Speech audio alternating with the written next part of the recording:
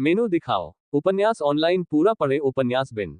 उपन्यास युगों का पशु प्रधान अध्याय 111 एक कृतघ्न। युगों का पशु प्रधान सी 111 एक कृतघ्न। Ads by pub future. अध्याय 111 एक कृतघ्न। 3 साल हो गए थे। गर्मी के मौसम के बावजूद उन्होंने गहरे नीले रंग का लबादा पहना हुआ था, कंधों पर मिंट रंग का दुपट्टा लपेटा हुआ था। जब वे अपने काले बूटों में फ्लेमेलो पैगोडा से बाहर निकले तो सभी का ध्यान उनकी ओर गया। हालांकि मो लिन और जिंग क्यू जैसे लोग बाकी शिष्यों की तुलना में पहले से ही सुंदर माने जाते थे, लेकिन उनमें एक चीज की कमी थी जो लिन जियाओटिंग को अलग बनाती थी। ये था उसका व्यवहार, उसका आभामंडल। जिस तरह से वह मुस्कुराता था, ऐसा लगता था जैसे वह दुनिया का मालिक हो, एक ऐसा स्वभाव जिसकी कमी गर्भगृह में वरिष्ठों में भी थी। 3 साल बीत चुके थे। लिन शियाओटिंग अब ज्यादा परिपक्व और शांत लग रही थी, और साथ ही वह ज्यादा आत्मविश्वासी भी लग रही थी। जब से उसने खुद को प्रकट किया, भीड़ चुप हो गई। कई शिष्य ईर्ष्या और लालसा से उसे देख रहे थे। अपने नाम की तरह वह शांत और विनोदी था, फिर भी एक तूफान की तरह प्रहार करता था। उसके अचानक प्रकट होने की तुलना बिजली के बोल्ट से की जा सकती थी, जो अपनी उपस्थिति से ही बाहर इकट्ठे सभी लोगों को चौंका देता था। उसके आकर्षक चेहरे और उसके दुबले पतले शरीर के साथ उसे एक तरह का और अद्वितीय कहना बहुत दूर की बात नहीं लगती थी। Master chancellor. उपस्थित सभी वरिष्ठों में से उन्होंने केवल म्यू यांग और वे तियानिक्सियों को ही नमस्कार किया। म्यू यांग ने लापरवाही से अपना हाथ हिलाया, देरी मत करो। लिन शियाओटिंग ने सिर हिलाया और उस लड़की को देखकर मुस्कुराया जो उसकी ओर उछल रही थी। म्यू किंग किंग उसके पास दौड़ी और उस आदमी को गले लगा लिया जिसके बारे में उसने रातों रात सपने देखे थे। लेकिन जब उसने अपना सिर उसके सीने से बाहर निकाला तो सबसे पहले उसने ली तियानमिंग की आंखों को देखा। उसकी आंखें क्या बताने की कोशिश कर रही थी। उसके शांत बाहरी रूप में एकदम घुटने वाली हत्या की मंशा छिपी थी, और म्यू किंग किंग महसूस कर सकती थी कि यह उसके ऊपर हावी हो रही थी। यह एक क्षणिक आवेग नहीं था, बल्कि एक सड़ती हुई खूनी नफरत थी जो पूरे 3 सालों से उबल रही थी। लेकिन ली तियानमिंग ने अच्छा किया था। वह एक पल में अपना आपा खोने वाला नहीं था, भले ही उन दोनों को देखकर उसका पूरा शरीर जल जाए। वह स्थिर था। जियांग फीलिंग का हाथ उसके हाथ में था। 3 साल हो चुके हैं, कुछ दिन और क्या मायने रखते हैं। चिंता मत करो, मैं इस शिकार का आनंद लेने के लिए अपना समय लूंगा। मैं तुम दोनों की खाल उतार दूंगा और तुम्हारे शरीर से खून बहता देखूंगा। म्यू किंग किंग का खून इन आंखों और उनके पीछे छिपे संदेश को देखकर जम गया। खून से सनी आंखों ने उसे नहीं डराया, नहीं, जो सच में डरा रहा था वह था एक दृढ़ निश्चयी हत्यारे का चेहरा। लिन शियाओटिंग उससे बात कर रहा था, लेकिन उन आंखों ने उसे इस हद तक डरा दिया था कि उसने देखा। क्या हुआ? लिन जियाओटिंग ने पूछा। क्या होगा? तुम उसे यहीं मार दोगे? म्यू किंग किंग ने अपने होठों को काटा और उसकी रीढ़ में एक सिहरन दौड़ गई। कहाँ? लिन जियाओटिंग ने उसे अपनी बाहों से मुक्त किया। उसकी निगाहों का पीछा करने के कुछ ही पल बाद उसकी नजरें ली तियानमिंग पर टिक गईं। ली तियानमिंग के हाव भाव से पता चल रहा था कि लिन शियाओटिंग को उसकी वापसी पर कोई आश्चर्य नहीं हुआ। जाहिर है, वह अभी भी बाहरी दुनिया से वाकिफ था, यहां तक कि एकांत में भी। जब उसने ली तियानमिंग को देखा तो उसके होंठ थोड़े मुड़े। कितना भाग्यशाली, उसने धीरे से कहा, हालांकि ली तियानमिंग इतना करीब नहीं था कि वह उसे पकड़ सके। ली तियानमिंग भी उतनी ही शांति से मुस्कुराया। लेकिन वह उन पंखों को नहीं भूला था जो उन राक्षसों ने एक करके उखाड़ फेंके थे, या उस रात खून और बारिश का तूफान। ली तियानमिंग की भावनाओं को व्यक्त करने के लिए शब्दों की जरूरत नहीं थी, न ही वे कभी पर्याप्त होंगे। ली तियानमिंग ने बस इतना ही कहा कि लिन शियाओटिंग ने मिडास के साथ जो कुछ किया था, वह सब उसके साथ भी किया जाए। लिन शियाओटिंग भी बारिश और खून में भीग जाएगा। उसका अपना खून। लेकिन ली तियानमिंग ने लिन शियाओटिंग को कम आंका था। लिन शियाओटिंग अपनी पूर्व प्रेमिका म्यू किंग किंग को रिहा करने के बाद उसकी ओर बढ़ा। कितना दुर्भाग्यपूर्ण है, मैं धैर्यवान व्यक्ति नहीं हूं। ये बदला लेने की कहानी यही समाप्त होती है। उसने बिना रुके अपने कदम बढ़ाए, और आखिरी शब्द बोलते ही अचानक तेजी पकड़ ली तियानमिंग के पास बिजली की तरह पहुंच गया। ली तियानमिंग ने न केवल उसके व्यक्तित्व को कम करके आंका था, बल्कि उसकी शक्ति को भी कम करके आंका था। वह चमक, हालांकि महत्वहीन प्रतीत होती थी, एक घातक खतरा थी जो उसकी जान ले सकती थी। लिन शियाओटिंग अपने स्वभाव के प्रति सच्चे थे। उन्होंने ली तियानमिंग को देखते ही उसे मार डालने की योजना बनाई थी, और उन्होंने बिना किसी हिचकिचाहट के मौके पर ही ऐसा किया। ली तियानमिंग को उस पल समझ में आ गया कि उसे अब क्या करना है। कोई भी उसकी मदद नहीं कर सकता था, क्योंकि मु यांग को भी उम्मीद नहीं थी कि लिन शियाओटिंग इतना साहसी होगा। उसने अपना बायां हाथ खोला और बेइल्डिंग आई का इस्तेमाल किया। लिन शियाओटिंग भले ही तेज था, लेकिन जब तक वह देख सकता था और उसमें आत्मा थी, तब तक वह भी बेइल्डिंग आई से बच नहीं सकता था। ये बहुत प्रभावी था। जिस क्षण बेइल्डिंग आई ने अपना असर दिखाया, ली तियानमिंग को बिजली की शक्ति से भरे पंच के निशान दिखाई देने लगे। समय रहते ली तियानमिंग ने अपनी फ्लेमिंग शैडो फ्लैश से पीछे हटकर अपने काले हाथ का इस्तेमाल करके प्रभाव को अवशोषित कर लिया। दोनों की जोरदार टक्कर हुई और ली तियानमिंग 100 मीटर से ज्यादा पीछे की ओर उड़ गया। उसके मुंह के कोने से खून बह रहा था, लेकिन वह बस चलता रहा और लिन शियाओटिंग पर हंसने लगा। सच में, पूरे 3 साल बाद बस इतना ही, या तुमने लंच नहीं किया? मुक्का लगने से उसके अंदरूनी अंग हिल गए, लेकिन ये कोई खास नुकसान पहुंचाने के लिए काफी नहीं था। ये सब एक झटके में हुआ और लिन शियाओटिंग की असभ्यता पर लोगों की राय अभी पूरी तरह से बनी भी नहीं थी कि ली तियानमिंग के बच जाने पर आश्चर्य ने उसकी जगह ले ली। खैर, ये तो अजीब बात थी। लिन शियाओटिंग वहीं खड़ा रहा और अपनी मुट्ठी को घूरता रहा। ये तो भ्रम ही होगा, है ना? उसकी हथेली के बीच में आंख क्यों है? Ads by pub future. आंख से सरासर बुराई और खतरनाक भाव झलक रहा था, और परिणामस्वरूप उसका मुख का जितना होना चाहिए था उससे 5 गुना कमजोर था। अन्यथा उसके घमंडी मुके ने ली तियानमिंग को मार डाला होगा। आखिरकार 3 साल पहले लिन जियाओटिंग एक ही वार में ली तियानमिंग को मार सकता था। आज लिन जियाओटिंग की तो बात ही छोड़िए। एक पल के लिए वह भौंचक्का रह गया, लेकिन इससे उसे आगे बढ़ने से नहीं रोका जा सका। अगले ही पल उसने फिर से ली तियानमिंग की ओर हमला किया। रुको, लेकिन उसे दूसरा मौका नहीं मिला क्योंकि म्यू यांग अब उसके रास्ते में खड़ा था। गुरु, मेरे रास्ते से हट जाओ, मुझे उसे मारना है। लिन शियाओटिंग बिल्कुल वैसा आदर्श शिष्य नहीं था जैसा लोग उससे उम्मीद करते थे, और जब उसने म्यू यांग को घूरा तो उसकी आंखों में एक अजीब सी चमक थी। एकता? म्यू यांग ने उदासीनता से पूछा। हाँ, लिन जियाओटिंग ने समान रूप से उदासीन स्वर में उत्तर दिया। इसका मतलब यह था कि लिन शियाओटिंग ने उसके लिए स्वर्ग के एलिसियम के मानदंडों को पूरा कर लिया था। वह जल्द ही वहां एक शिष्य बन जाएगा। आपकी प्रतिभा आपको मेरे प्रति असभ्य होने का अधिकार दे सकती है, लेकिन आप मेरी निगरानी में उसे नहीं मार सकते, म्यू यांग ने व्यंग्यात्मक लहजे में कहा। एक पुराने प्यार की खातिर मास्टर मेरा विरोध क्यों करेंगे? लिन जियाओटिंग भी ठंडी मुस्कान के साथ मुस्कुराए और भीड़ में हड़कंप मच गया। लिन शियाओटिंग को निश्चित रूप से मू यांग से इस तरह बात नहीं करनी चाहिए थी, खासकर तब जब मू यांग ही उसका गुरु था जो उसका मार्गदर्शन कर रहा था और उसे आज जहां वह है वहां पहुंचने में मदद कर रहा था। स्वर्ग के पवित्र स्थान में सम्मान और पितृभक्ति सबसे मूल्यवान गुण थे। हालांकि लिन शियाओटिंग के शब्दों ने कुछ अछूती रेखाएं पार कर ली थीं, और फिर भी कोई भी उसके खिलाफ नहीं खड़ा हुआ, क्योंकि स्वर्ग के एलिसियम में एक उज्जवल भविष्य उसका इंतजार कर रहा था।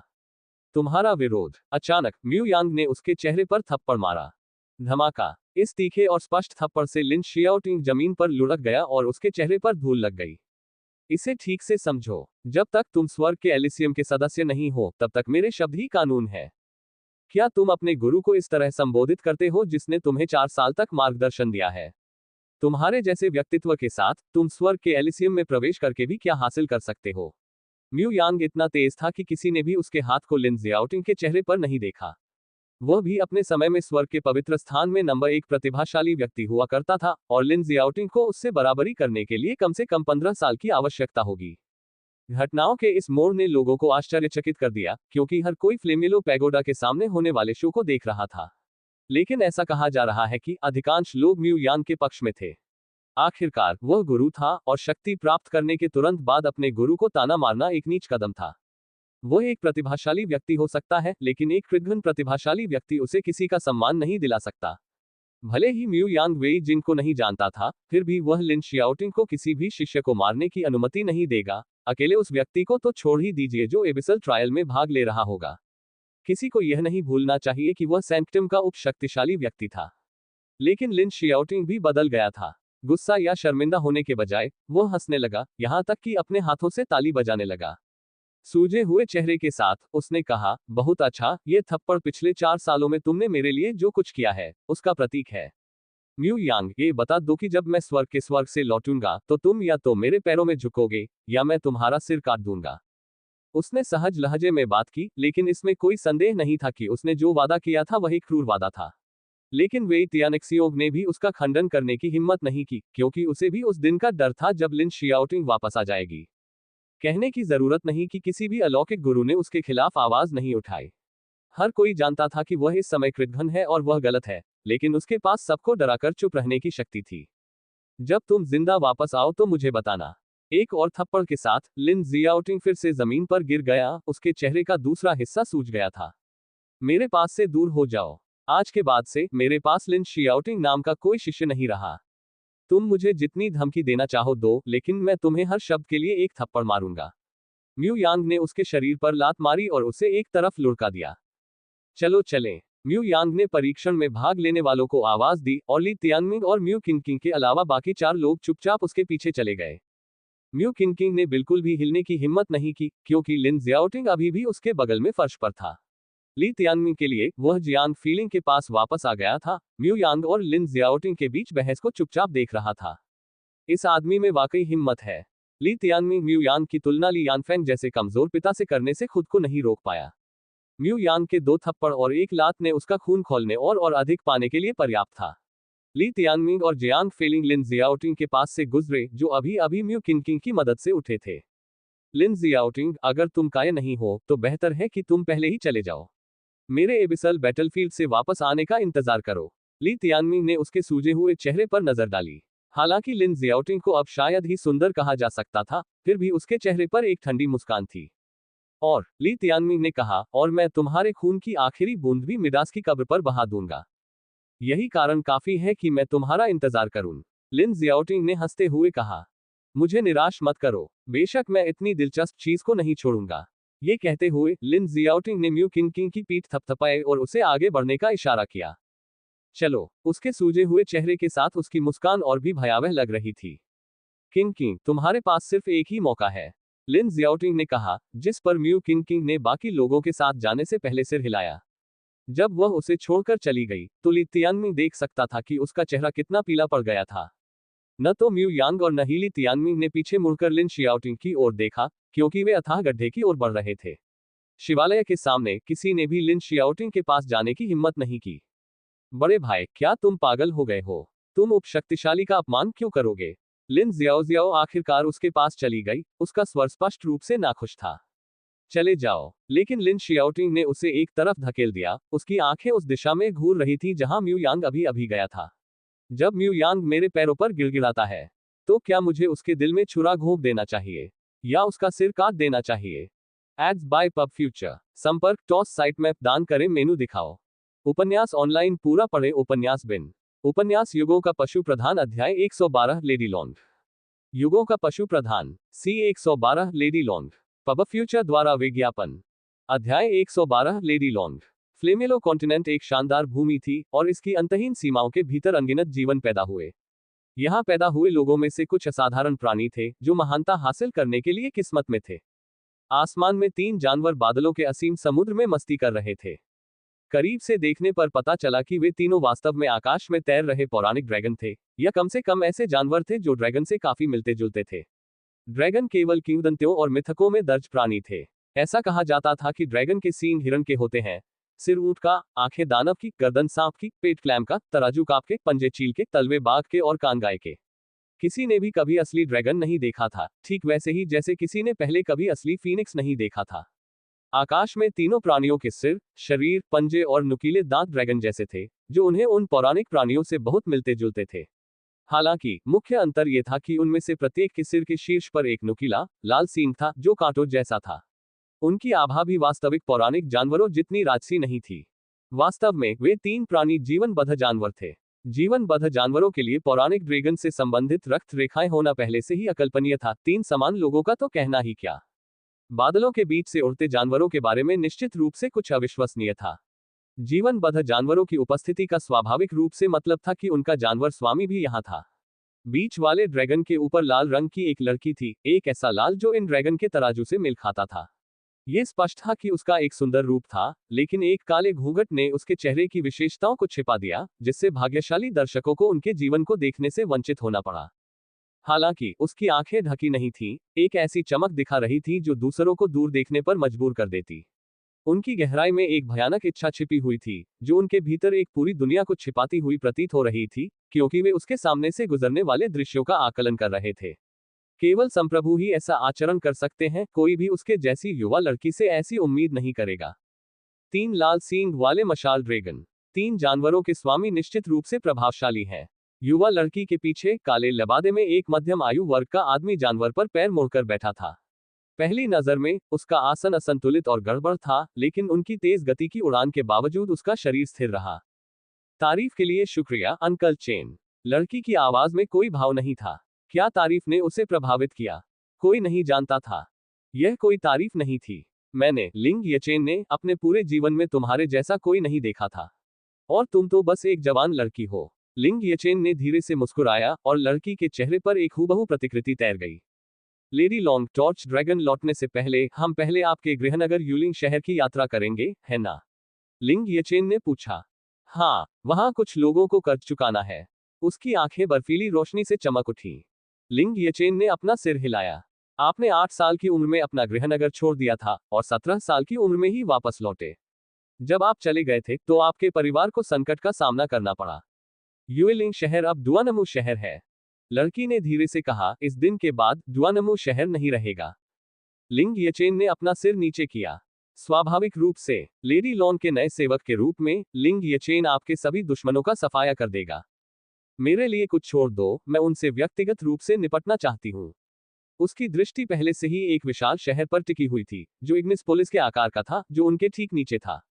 डुआनमू कबीले की चींटियां कभी नहीं जान पाएंगी कि 8 साल की उम्र में युएलिंग कबीले को छोड़ने वाली लड़की आज लेडी लॉन के रूप में वापस आ गई है। वे कभी सपने में भी नहीं सोच पाएंगे कि आप ग्रैंड ओरिएंट दायरे का चमत्कार हैं, जिसकी प्रतिभा पिछले कुछ सहस्राब्दियों में किसी के पास नहीं थी। लेडी लॉन्ग, एक दिन ऐसा आएगा जब पूरा स्वर्ग आपका नाम पुकारेगा। उन्हें आप पर गर्व होगा और आप सभी को पहले जैसा गौरव दिलाएंगी। आपके वफादार सेवक के रूप में आपके लिए कुछ भी करना मेरे लिए सम्मान की बात है। लिंग येचेन ने भी डुआनमू शहर को उत्साह से देखा। तारीफ के लिए धन्यवाद अंकल चेन। लड़की का जवाब सरल था, काले घूंघट ने उसके चेहरे के भावों को छुपा रखा था।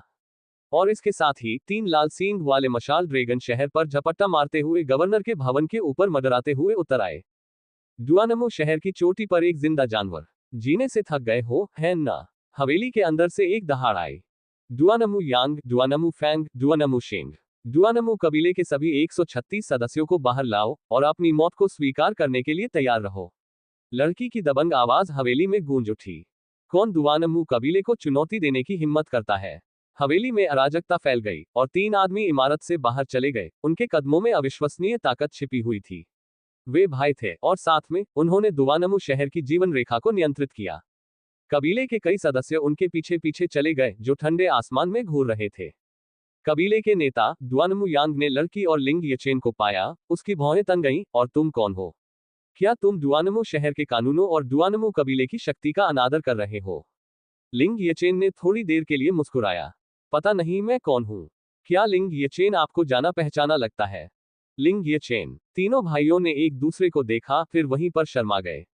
उनके अगले शब्द और भी ज्यादा चापलूसी भरे थे। स्वर्ग के एलिसियम के निरीक्षक। मी, लिंग, जरूर कोई गलतफहमी हुई होगी। डुआनमू कबीला हमेशा से वफादार रहा है और हमने कभी कोई गलती नहीं की। लिंग येचेन ने व्यंग्य किया। कोई गलतफहमी नहीं है। मैं आज लेडी लॉन के आदेश पर यहां आया हूं। तुम्हारे पूरे कबीले को मार दिया जाना है। उसके कहने पर। क्या? तीनों भाइयों के चेहरे और भी पीले पड़ गए और उन्हें सांस लेने में दिक्कत होने लगी। लेडी लॉन्ग, एक नर्क का बच्चा। डुआनमू यांग ने अविश्वास में कहा। Ads by pub future. तो आप एलिसियम बच्चों की स्थिति जानते हैं, है ना? ये लेडी लॉन्ग पूरे ग्रैंड ओरिएंट दायरे में सबसे मजबूत साधक होगी। लिंग येचेन के शब्द जोर से गूंजे। लेडी लॉन्ग को नमस्कार। उन तीनों ने जल्दी से अपना सिर फर्श पर पटक दिया और उस युवा लड़की के सामने झुक गए, हालांकि बाकी लोग भी वहां मौजूद थे। एक स्वर्गीय बालक, इतने बड़े कद का व्यक्ति उनके जैसे ग्रामीण शहर में कैसे आ सकता है? और वे कैसे स्वर्गीय बालक को नाराज कर सकते थे? ये किसी राजकुमार द्वारा घर में बंद किसान को मौत की सजा सुनाने से अलग नहीं था। कबीले में घबराहट होने लगी। लेकिन लेडी लॉन्ग, आपने जरूर कोई गलती की होगी। डुआनमू कबीले ने कभी भी आपको किसी भी तरह से नाराज नहीं किया है। डुआनमू यांग ने रोते हुए कहा। लिंग येचेन ने हंसते हुए कहा, सच में? आप लेडी लॉन्ग से उसका नाम क्यों नहीं पूछते? लेडी लॉन्ग, क्या हम आपका नाम जान सकते हैं? सभी कबीले के सदस्य अभी फर्श पर घुटनों के बल बैठे थे। डुआनमू यांग, लेडी लॉन्ग की आंखें ठंडी रोशनी से चमक उठी और उसने खुद की ओर इशारा किया। जब मैं 9 साल के लिए यहां से चली गई, तो तुमने मेरी मां को मार डाला, मेरे कबीले को निर्वासित कर दिया और यूलिंग शहर पर अपना कब्जा कर लिया। बताओ, क्या तुम्हें लगता है कि तुम आज जिंदा बच पाओगी? उसकी आवाज सुनकर डुआनमू कबीला कांप उठा। यूलिंग जियाओ की सबसे छोटी बेटी 8 साल की उम्र में लापता हो गई थी। उसका नाम यूलिंग लॉन्ग था। तीनों भाई काले घूंघट वाली लड़की को घूर रहे थे, उनके चेहरे पर खौफ साफ झलक रहा था। नहीं, हमारे जैसी जगह पर एक स्वर्गीय बच्चे का जन्म कैसे हो सकता है? बिल्कुल नहीं। कई अन्य लोग पहले ही फूट फूट कर रो पड़े थे। दौड़ना, जल्दी करो। शायद यही सबसे अच्छा उपाय था। इंस्पेक्टर के खिलाफ तो वे चींटियां ही थी। चाचा चेन, उनमें से हर एक को मार डालो और तीनों भाइयों के सिर शहर के फाटक पर लटका दो। मुझे खुशी हुई। इन शब्दों के बाद एक दुखद नरसंहार हुआ। उस दुर्भाग्यपूर्ण दिन डुआनमू शहर की नदी खून से लाल हो गई। इंस्पेक्टर से कोई नहीं बच पाया और कोई भी उससे लड़ नहीं सका। यहां तक कि 3 डुआनमू भाई, अधिपति और शहर के सबसे ताकतवर, एक ही मुठभेड़ में मारे गए। लड़की अपने घोड़े पर खड़ी थी और कत्लेआम को ठंडे मन से देख रही थी। कोई नहीं जानता था कि पिछले 9 सालों में उसने क्या क्या झेला है, लेकिन वह जिंदा बच गई थी। जिस क्षण उसे एक स्वर्गीय बच्ची का ताज पहनाया गया, इस दुनिया में कोई भी चीज उसे महानता की ओर बढ़ने से नहीं रोक सकती थी। उसने तीनों भाइयों की मौत देखी, डुआनमू कबीले के हर सदस्य को अपनी आखिरी सांस लेते देखा। और फिर भी उसकी आंखों की रोशनी टिमटिमा रही थी। बहुत समय नहीं लगा और कबीले को जड़ से उखाड़ दिया गया। लेडी लॉन्ग, सिर्फ एक नवजात बचा है। मार डालोगी? या लिंग येचेन का काला लबादा खून से सना हुआ था। उसके हाथ में एक शिशु था। शिशु के पास एक चिड़िया का बच्चा फुसफुसा रहा था। उसे मुझे सौंप दो। लड़की ने शिशु को उठाया। वह एक प्यारा सा लड़का था जिसे नहीं पता था कि अभी क्या हुआ था, और उसे यह जानकर मजा आ रहा था कि वह अब बादलों में था। बिना किसी भावना परिवर्तन के लड़की ने उसे जाने दिया। बच्चा जमीन पर गिर पड़ा और अपने परिवार के बाकी सदस्यों के साथ बुरी तरह से टकराया। जहां तक पक्षी की बात है तो उसे लड़की ने कुचलकर चूर चूर कर दिया। लड़की ने आखिरी बार उनके नीचे नरक की ओर देखा और कहा, चलो, टॉर्च ड्रैगन इंतजार कर रहा है। लिंग येचेन ने अपने गले में फांसी गांठ को निगल लिया। हाँ, लेडी लॉन्ग। वे दोनों एक बार फिर से यात्रा पर निकल पड़े और लाशों की भूमि और कांपते शहर को पीछे छोड़ दिया। तो जब लेडी लॉन्ग के कबीले को युएलिंग शहर से निकाल दिया गया, तो वे डुआनमू कबीले के कब्जे से बचने में कामयाब रहे और अंततः प्रायद्वीप पर पहुंचे, जहां वे टॉर्च ड्रैगन में बस गए। लिंग येचेन ने पूछा, ये सही है? लड़की ने सिर हिलाया। जिसकी बात हो रही है, क्या वह मशाल ड्रैगन राष्ट्र शायद आपके लाल सींग वाले मशाल ड्रैगन से संबंधित है? वहां का शाही कबीला हमारे यूलिंग कबीले की एक शाखा है, लेकिन उनका खून अशुद्ध है और उनके तथाकथित टॉर्च ड्रैगन सिर्फ संकर नस्ल के हैं। मैं समझ गया। तो लेडी लॉन्ग इस बार आपके परिवार को ठीक से बसाने के लिए एलिसियम से आए हैं। ये सही है। एक बार जब ये हो जाएगा, तो लेडी लॉन्ग आखिरकार स्वर्ग के एलिसियम में शांति से साधना कर सकेगी। ऐसा हुआ कि मैं लिन शियाओटिंग नाम के किसी व्यक्ति को भी चुन लूंगा। साथ ही लेडी लॉन्ग ने मुझे जो शो आयोजित करने के लिए कहा था, वह तैयार है। Ads by pub future. संपर्क टॉस साइट मैप दान करें, मेनू दिखाओ। उपन्यास ऑनलाइन पूरा पढ़े। उपन्यास बिन। उपन्यास युगों का पशु प्रधान अध्याय 113। आकाश में बिजली चमक रही है, संकेतपूर्ण सूर्य वही लटका हुआ है। युगों का पशु प्रधान सी 113। आकाश में बिजली चमक रही है, संकेतपूर्ण सूर्य वही लटका हुआ है। Ads by pub future. अध्याय 113। आकाश में बिजली चमक रही है, संकेतपूर्ण सूर्य वही लटका हुआ है। ये ली तियानमिंग का स्वर्ग के पवित्र स्थान के अथाह गड्ढे में पहला मौका था। रसातल परीक्षणों की तैयारियों में अथाह गड्ढे को बंद कर दिया गया था। वे केवल मू यांग के नेतृत्व में कड़ी सुरक्षा से होकर ही गुजर सकते थे। वे एक बंजर भूमि को पार करके एक पहाड़ पर पहुंचे, जहां चोटी पर 10 मीटर व्यास का एक गड्ढा था। अगर कोई यहां एक कंकड़ भी फेंके, तो रसातल युद्ध के मैदान तक पहुंचने में बहुत समय लगेगा। जब वे पहुंचे, तो म्यू यांग ने ली तियानमिंग और जियांग फेलिंग को देखा। आध्यात्मिक लगाव। म्यू यांग शांत था, जाहिर तौर पर लिन शियाओटिंग के साथ हुई छोटी सी बातचीत को भूल गया था। हालांकि कोई भी व्यक्ति उदास महसूस करेगा अगर उसका कोई शिष्य जिसे उसने सालों तक पढ़ाया हो, उसके साथ ऐसा व्यवहार करे। हाँ, उपशासक जियांग फेलिंग ने आज्ञाकारी रूप से एक आध्यात्मिक शरीर में रूपांतरित हो गया, जो ली तियानमिंग में विलीन हो गया। याद रखो, अंदर जाने के बाद वापस बाहर मत आना, म्यू यांग ने आखिरी बार कहा। चिंता मत करो, ली तियानमिंग ने कहा। वह जानता था कि कैसे कार्य करना है, और यह जियांग फीलिंग के अस्तित्व को छुपाने के लिए था। आध्यात्मिक शरीर पूरी तरह से ली तियानमिंग के शरीर में प्रवेश कर गया। इस तरह ली तियानमिंग चमक नहीं पाएगा, इसलिए उसे कोई स्पष्ट अंतर नहीं दिखाई देगा। अब म्यू यांग भी नहीं बता सकता था कि ली तियानमिंग के अंदर कोई है। अतः युद्ध क्षेत्र में प्रवेश करो। म्यू यांग सबसे पहले कूदा। वह अकेला था जो एजियो डोमेन में प्रवेश कर उनका इंतजार कर सकता था। बिना आवाज किए वह गायब हो गया। बाकी लोग बिना एक शब्द कहे उसके पीछे चले गए। ली तियानमिंग सबसे कम अनुभव वाला था, क्योंकि बाकी सभी पहले भी अनगिनत बार प्रवेश कर चुके थे। नीचे जाने से पहले ली तियानमिंग ने म्यू किंग को एक चमकदार मुस्कान दी। उसका जवाब, उसकी आंखों में एक ठंडी चमक, किसी का ध्यान नहीं गया, क्योंकि वह तुरंत गड्ढे में कूद गया था। अथाह गड्ढा वास्तव में एक अद्भुत जगह है। ली तियानमिंग ने नीचे की ओर गति जारी रखी। मैं पहले भी किंग एयर के साथ यहाँ आ चुका हूँ। जियांग फेलिंग की आवाज ऐसे सुनाई दी जैसे वह उसके कान के ठीक पास थी। मैं समझ गया। लिंगर, तुम्हें कैसे पता चला कि उस समय रेड ट्विल माउंटेन पर मन्ना कहाँ था? ली तियानमिंग ने पूछा। मैं हमेशा मन्ना के प्रति संवेदनशील रहा हूँ। जब हम आते हैं तो मैंने हमेशा किंग र को मन्ना प्राप्त करने में मदद की है। हालांकि मुझे पहले कभी शाही मन्ना नहीं मिला। शाही मन्ना से जीवित प्राणी 7 सितारों तक विकसित हो सकते हैं और शाही प्राणी बन सकते हैं। यह आश्चर्यजनक है। ली तियानमिंग आश्चर्यचकित था। खैर, इसमें भाग्य का भी तत्व है। देखो, मेरा लिंग एयर सचमुच एक खजाना है। ये सच है। जैसे जैसे वे आपस में अधिक बातचीत करने लगे, उसकी बोलने की शैली ली तियानमिंग जैसी होने लगी। क्या यह आपकी 10 योग्यताओं में से एक है? नहीं, मैंने अभी तक केवल 3 ही खोले हैं। आप और अधिक सील कैसे खोलते हैं? मुझे यकीन नहीं है। हालांकि मुझे लगता है कि जब तक मैं तुम्हारे साथ रहूंगा, ये मुहरें ढीली होती रहेंगी। सर, रुकिए सर। अवैध संबंध के संदेह में आपको गिरफ्तार किया गया है। छोटी लड़की की अश्लील आवाज जीवन बध स्थान के अंदर से गूंजी। चुप रहो, गूसबेरी मत खेलो, ली तियानमिंग ने कहा। कमीने, जीवन बध स्थान के भीतर छोटी चिड़िया ने कोसा। वह कुछ क्षणों के लिए इधर उधर लुढ़की और फिर उदास होकर हिलते हुए आदिम अराजकता जानवर के अंडे को उठा लिया। आलसी, तुम कब बाहर आ रहे हो? मुझे दिन ब दिन उनकी छेड़खानी से पीड़ित होना पड़ता है। बोझ साझा करने के लिए तुम्हें बाहर आना होगा। Ads by pub future. अंडा कई बार जोर से खड़का, फिर रुक गया। क्या तुम्हें विश्वास है कि यहाँ का बड़ा भाई तुम्हारी मूर्खता को चोंच मारकर खोल देगा?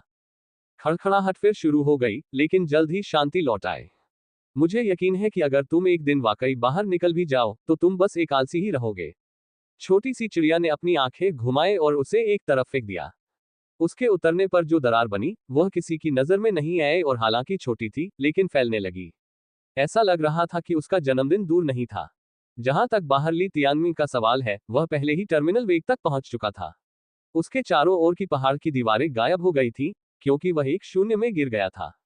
यह फ्लेमिलो महाद्वीप और एबिसल युद्ध क्षेत्र के बीच का मध्य बिंदु होना चाहिए। वह गति खोने लगा, उसकी गति शून्य की ओर गिर रही थी। ली तियानमिंग ने अपना सिर उठाया। वहां एबिसल युद्ध क्षेत्र का आकाश उसकी आंखों से मिला, जो काले बादलों से भरा हुआ था। घने बादल नीचे लटके हुए थे, जैसे कोई विशाल जानवर हो। बादलों के बीच बिजली नाच रही थी, जो अपने पीछे गरजती हुई आवाज छोड़ रही थी। एबिसल युद्ध क्षेत्र के लिए यह एक रोज का नजारा था। इसके अलावा, बिजली काली थी, जिससे बादलों के बीच से उसे पहचानना मुश्किल हो गया था। काली बिजली बेहद खतरनाक थी, और कई शिष्य इससे मर चुके थे, और ऐसी घटनाओं को केवल भयानक किस्मत के साथ ही समझाया जा सकता था। आखिरकार, जब तक आप इन बादलों में नहीं उड़ते, बिजली गिरने की संभावना उतनी अधिक नहीं होती। काली बिजली के अलावा, एबिसल युद्ध क्षेत्र का सबसे शानदार नजारा कैलमिथ सन था। यह एक काला सूरज था जो प्रकाश नहीं फैलाता था, बल्कि उसे अवशोषित कर लेता था। आसमान पहले से ही काफी अंधेरा था, लेकिन कैलमिथ सन के अनोखे गुणों ने इसे एक आकस्मिक स्कैन से लगभग अदृश्य बना दिया। उस सूरज को एक लंबी नजर से देखने पर लोग डर से कांप उठते थे, मानो वह एक आंख हो, किसी भूत देवता की आंख। ली तियानमिंग की गति पहले ही सबसे कम हो चुकी थी। वह आखिरकार एबिसल युद्ध क्षेत्र की जमीनी सतह पर पहुंच गया था। आसानी से किनारे की पहाड़ी दीवारों को पार करते हुए, वह एबिसल युद्ध क्षेत्र की काली जमीन पर कूद गया। म्यू यांग और बाकी लोग भी आ गए थे। अंततः अंतिम व्यक्ति म्यू किंग गड्ढे से बाहर कूद गया। चलो एजियो डोमेन पर चलते हैं। एजियो डोमेन मोटे तौर पर इग्निस पोलिस के उत्तर की ओर के क्षेत्र से मेल खाता था। दक्षिण में गिनेब्लू डोमेन था।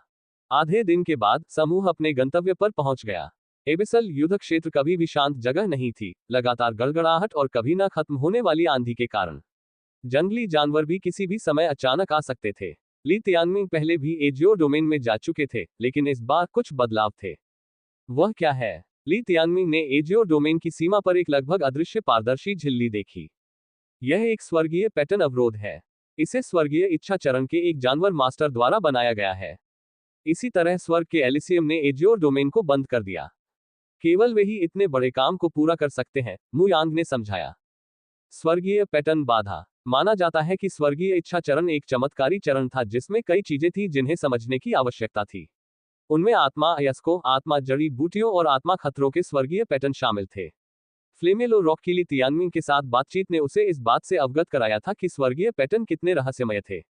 आप 6 लोग स्वर्गीय पैटर्न बैरियर को पार कर सकते हैं, अन्य नहीं कर सकते। हालांकि आप तब तक वापस नहीं आ सकते जब तक कि एबिसल ट्रायल समाप्त न हो जाए, म्यू यांग ने कहा। एक बार जब आप पार कर लेंगे तो मैं मदद नहीं कर पाऊंगा, क्योंकि मुझे भी नहीं पता कि अंदर क्या है। हालांकि इस समय कोई भी पीछे हटने का विकल्प नहीं चुनेगा। अन्य दो स्वर्ग के अभ्यारण्यों के अनुयायियों को अपने देशों से आना होगा। वे पहले ही निकल चुके होंगे और शायद पहले से ही अंदर पहुंच चुके होंगे, मु यांग ने कहा। तीनों स्वर्ग के अभ्यारण्यों ने हमारे एजियोर डोमेन को आयोजन स्थल के रूप में उपयोग करने का फैसला क्यों किया? ली तियानमिंग ने आश्चर्य व्यक्त किया। ये टॉर्च ड्रैगन और एक्वामरीन के राष्ट्रों से काफी दूरी पर होना चाहिए, क्योंकि एबिसल युद्ध क्षेत्र और फ्लेमिलो महाद्वीप दोनों के लिए दूरियां एक स्थिर थी। मुझे खुद भी यकीन नहीं है। शायद इसका संबंध डोमेन की विशिष्टता से है। म्यू यांग ने ली तियानमिंग की ओर देखा। आखिरकार यहीं पर उसे सेंटविस्ट वॉरसोल मिला था। उसने म्यू किंकिंग की ओर भी एक नजर डाली, क्योंकि यही वह आत्मा थी जिसने उन्हें दो अलग अलग रास्तों पर चलने के लिए प्रेरित किया था। विडंबना यह है कि अब उन्हें एक साथ अजूर डोमेन में प्रवेश करना था। केवल स्वर्ग का एलिसियम ही समझ सकता है कि एजियोर डोमेन को क्यों चुना गया था। बाधा में टेलीपोर्टेशन प्रभाव है। अंदर जाने के बाद आप अंदर अलग अलग जगहों पर दिखाई देंगे, इसलिए आप एक साथ काम नहीं कर पाएंगे। हालांकि आप सभी एक ही स्वर्ग के गर्भगृह से आते हैं। एक दूसरे की मदद करना और कंधे से कंधा मिलाकर लड़ना सबसे अच्छा तरीका है। समझे? सभी ने सिर हिलाया। फिर भी अंदर की स्थिति जाने बिना शायद उन्हें ऐसा करने का मौका भी न मिले। अंदर जाओ, म्यू यांग ने अपना हाथ हिलाया। मैं पहले जाऊंगा। स्वर्गीय लीडरबोर्ड का दूसरा व्यक्ति मोलिन एक सीधा सादा व्यक्ति था, जो बिना किसी हिचकिचाहट के झिल्ली के पार चला गया। उस दृश्य को देखकर अन्य लोग भी प्रवेश करने लगे। ली तियानमिंग, मेरे शब्दों को याद रखना। जियान किंगलुआन ने भी बीच में आने से पहले उसे घूर कर देखा। म्यू किंकिंग तीसरी महिला थी जो अंदर आई। उसने कुछ देर तक कुछ नहीं कहा, लेकिन इस बार कोई भी उसकी लड़ाकू भावना को नजरअंदाज नहीं कर सकता था। केवल ली तियानमिंग ही बचा था। तियानमिंग, म्यू यांग ने आवाज लगाई। वह कुछ कहना चाहता था, लेकिन झिझक रहा था। अंत में उसने बस उसे आगे बढ़ने का इशारा किया। Ads by pub future. संपर्क टॉस साइट मैप दान करें मेनू दिखाओ। उपन्यास ऑनलाइन पूरा पढ़े। उपन्यास बिन। उपन्यास युगों का पशु प्रधान अध्याय 114 शाही मन्ना का जन्म। गुणा प्रिय पाठकों, अधिक अध्यायों के अनुवाद में हमारी टीम की सहायता के लिए यहां दान करें। URL। युगों का पशु प्रधान C114 रॉयल मन्ना का जन्म। पब फ्यूचर द्वारा विज्ञापन। अध्याय 114 शाही मन्ना का जन्म। जिस क्षण उसने स्वर्गीय पैटर्न बैरियर को पार किया, ली तियानमिंग ने अपने पूरे शरीर में एक अविश्वसनीय शक्ति को महसूस किया, जैसे कि वह एक तूफान में फंस गया हो। दुनिया उसके चारों ओर पागलों की तरह घूम गई, जिससे उसका आसपास का वातावरण धुंधला हो गया। तो यह वह शक्ति है जो उपशक्तिशाली स्तर के लोगों के पास होती है। ली तियानमिंग ने अपने चारों ओर की शक्ति को देखा। उसके चेहरे पर लालसा साफ झलक रही थी। यूनिटी तक खेती पर ध्यान, जानवरों की युद्ध कला और आत्मा स्रोत क्षमताओं पर था। केवल स्वर्गीय इच्छा पर ही कोई व्यक्ति खेती की प्रक्रिया के हिस्से के रूप में स्वर्ग और पृथ्वी के रहस्य का अध्ययन करना शुरू कर सकता है। उस बिंदु पर जानवरों का स्वामी ही अपने जानवरों को सहजीवी खेती में ले जाएगा। सहजीवी साधना का नेतृत्व करना। इग्निस पोलिस में बहुत से जानवरों के स्वामी उस चरण तक नहीं पहुंच पाए थे। शायद ये ही एकमात्र लोग थे जो स्वर्गीय पैटर्न बैरियर की पेचीदगियों को समझ सकते थे। आश्चर्य की बात नहीं, क्योंकि उन सभी के पास दशकों का अनुभव था। रहस्यमय अवरोध की शक्ति से रसातल परीक्षण में भाग लेने वाले सभी शिष्यों को एजियोर डोमेन में भेज दिया गया, जहां वे समान रूप से बिखरे हुए थे। जल्द ही ली तियानमिंग राख से रंगी चट्टानी पहाड़ियों, काले बादलों और काली बिजली की चमक के एक खंड पर उतरा। वह एजियोर डोमेन में अपने सटीक स्थान के बारे में निश्चित नहीं था, वर्मिलियन बर्ड के अन्य लोगों के विपरीत। यह एक फायदा था जो ली तियानमिंग के अलावा वर्मिलियन बर्ड के शिष्यों के पास था, क्योंकि बाकी सभी ने एक से अधिक बार एजियोर डोमेन में प्रवेश किया था। संपूर्ण एजियोर डोमेन 1000 झीलों की भूमि से मेल खाता था, जो इग्निस पोलिस के उत्तर में था। यह देखते हुए कि एबिसल बैटलफील्ड और महाद्वीप एक दूसरे के प्रतिबिंब थे, डोमेन में 1000 झीलें भी थीं, जिससे डोमेन को इसका नाम भी मिला। विडंबना यह है कि इस क्षेत्र में नीले रंग का नामो निशान नहीं था, क्योंकि सभी झीलें स्याही की तरह काली थीं। हालांकि झीलें इस क्षेत्र में बिखरी हुई थीं, लेकिन इसका भूभाग शायद ही समतल कहा जा सकता था। पहाड़ियां और खायां जगह जगह बिखरी हुई थीं, जिनमें से हर एक में जंगली जानवर रहते थे। युद्ध के मैदान में आध्यात्मिक ऊर्जा की सांद्रता महाद्वीप की तुलना में कम नहीं थी, बस ये कहीं अधिक हिंसक थी, जिससे ये लंबे समय तक साधना के लिए अनुपयुक्त थी। इसी तरह यहाँ की आध्यात्मिक ऊर्जा ने सभी प्रकार की आत्मा जड़ी बूटियों, अयस्कों और खतरों को जन्म दिया था। इस प्रकार एबिसल युद्ध क्षेत्र में दफन खजाने प्रायद्वीप पर 3 देशों के बीच संघर्ष का एक और बिंदु था। एबिसल युद्ध क्षेत्र में वास्तव में कई युद्ध हुए थे, और लाइटनिंग मैनर की टेम्पेस्ट रेजिमेंट के आधे से अधिक लोग वास्तव में युद्ध के मैदान के भीतर वर्मिलियन बर्ड की सीमा पर तैनात थे। सीधे शब्दों में कहें तो वर्मिलियन बर्ड में वास्तव में दो अलग अलग क्षेत्र थे, एक महाद्वीप में और दूसरा यहाँ फ्लेमेलो कॉन्टिनेंट की तुलना में एबिसल बैटलफील्ड में सभी प्रकार के स्पिरिट खतरे पनपते थे, जिससे खतरे की एक और परत जुड़ जाती थी।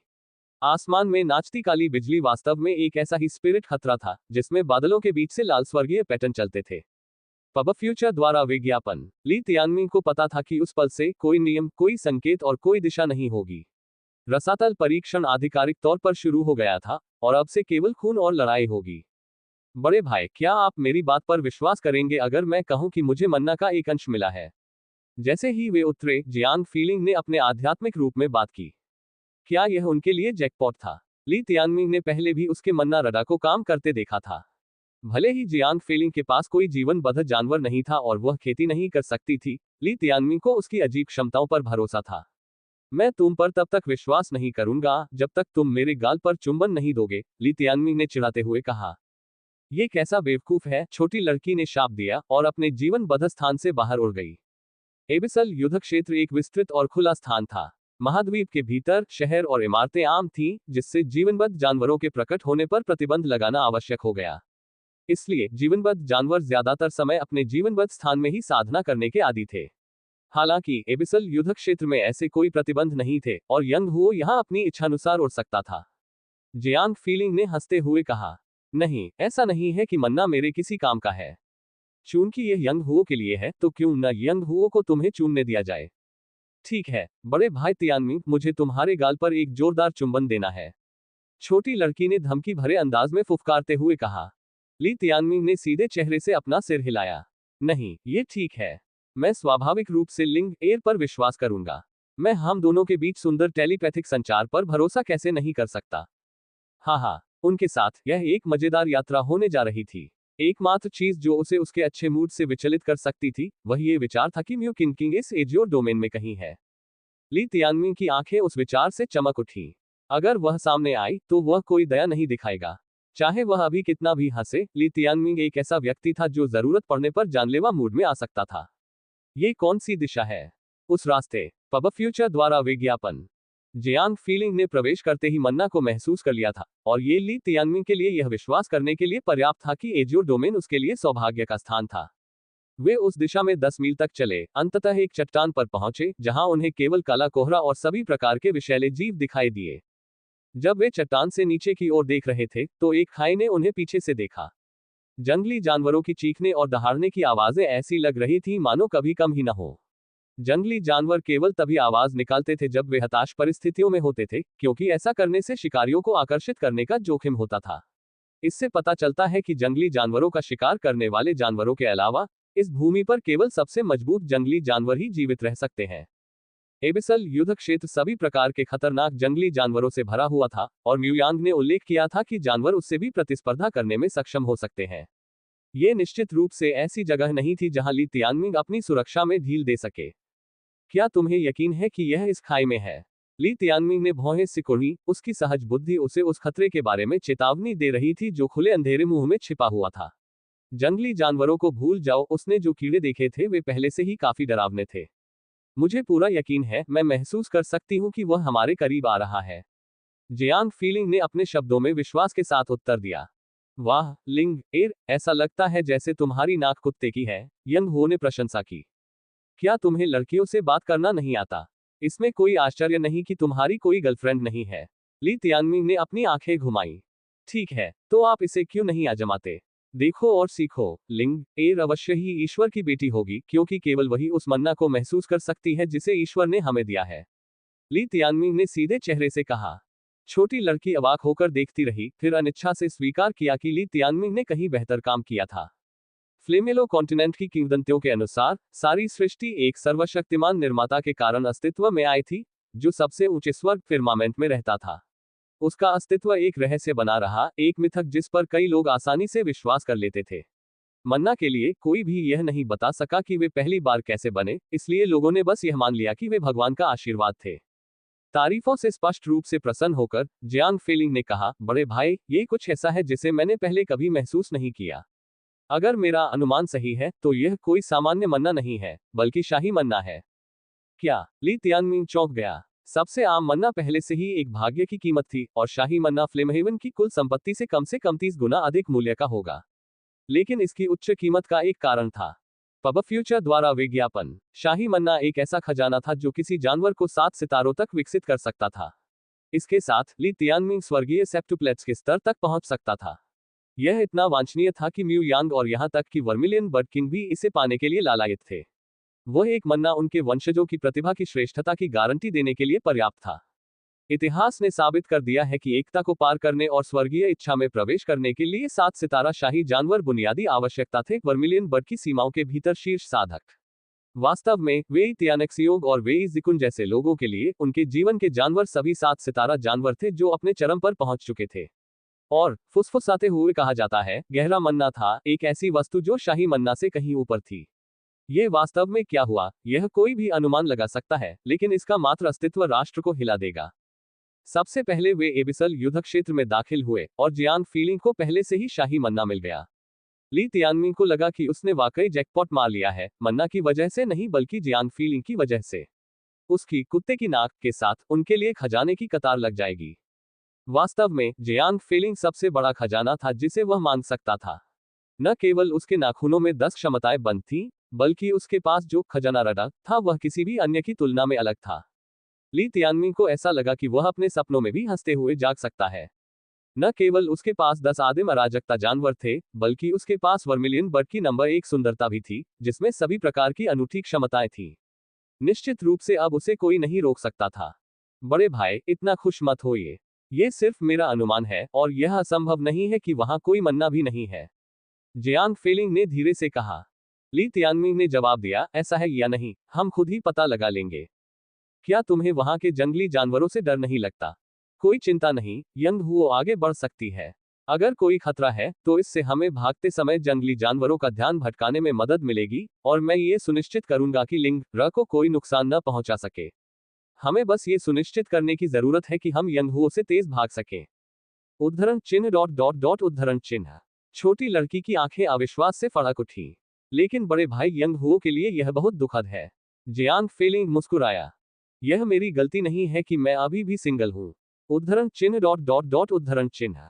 यह बहुत प्रभावी था। यंग हुओ बेहोश हो गई। लेकिन बेशक ये सिर्फ एक मजाक था। अगर वाकई कोई लड़ाई छिड़ जाती तो ली तियानमिंग स्वाभाविक रूप से सबसे आगे होता। लिंग र के लगाव की मदद से ली तियानमिंग सीधे टकराव के लिए ज्यादा उपयुक्त था, जबकि यंग हुओ घात लगाने और फ्लैंक करने में माहिर था। इसके अलावा अगर यह वास्तव में शाही मन्ना होता तो ली तियानमिंग अतिरिक्त सतर्क होते। एक साधारण प्रयास से दिव्य पंख और टेम्पोरल फील्ड सक्रिय हो गए। हालांकि दिव्य पंख शुरू में काफी चमकीले थे, जियांग फीलिंग वास्तव में इसके स्वरूप को समायोजित कर सकता था और वे अंततः पारदर्शी हो गए। अंधेरे धुंधले रसातल में उसकी पीठ पर पंखों को नोटिस करना असंभव था। महाद्वीप में इसी स्थान को फ्लोरा की खाई कहा गया। अगर कोई डरावना शब्द की परिभाषा को बहुत बड़े पैमाने पर बढ़ा दे तो भी चेस्म ऑफ फ्लोरा को इस तरह से वर्णित करना मुश्किल होगा। यह एक लोकप्रिय पर्यटन स्थल था जहां इग्निस पोलिस के नागरिक झरनों और जंगलों के सुंदर दृश्यों के साथ पिकनिक मना सकते थे। हालांकि एबिसल युद्ध क्षेत्र के अंदर ये खाई एक जीवित नरक की तरह दिखती थी। प्रायोजित सामग्री। कोलकाता की एक युवती ने बताया कि वह एक दिन में 2,50,000 रुपए कैसे कमाती है। कोलकाता की 19 वर्षीय युवती ने बताया कि वह प्रतिदिन 2,90,000 रुपए कैसे कमाती है। पब फ्यूचर द्वारा विज्ञापन। संपर्क टॉस साइट मैप दान करें मेनू दिखाओ। उपन्यास ऑनलाइन पूरा पढ़े उपन्यास बिन। उपन्यास युगों का पशु प्रधान अध्याय 115 3,000 मुर्गियां काटे।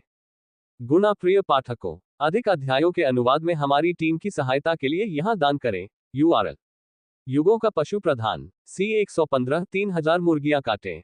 अपने ब्राउजिंग इतिहास के आधार पर देखें कि हमारे पास कौन सी वैयक्तिकृत सामग्री है। अपने ब्राउजिंग इतिहास के आधार पर देखें कि हमारे पास कौन सी वैयक्तिकृत सामग्री है। प्रायोजित डिस्कवरी फीड। पब फ्यूचर द्वारा विज्ञापन। अध्याय 115 3,000 मुर्गियां काटे।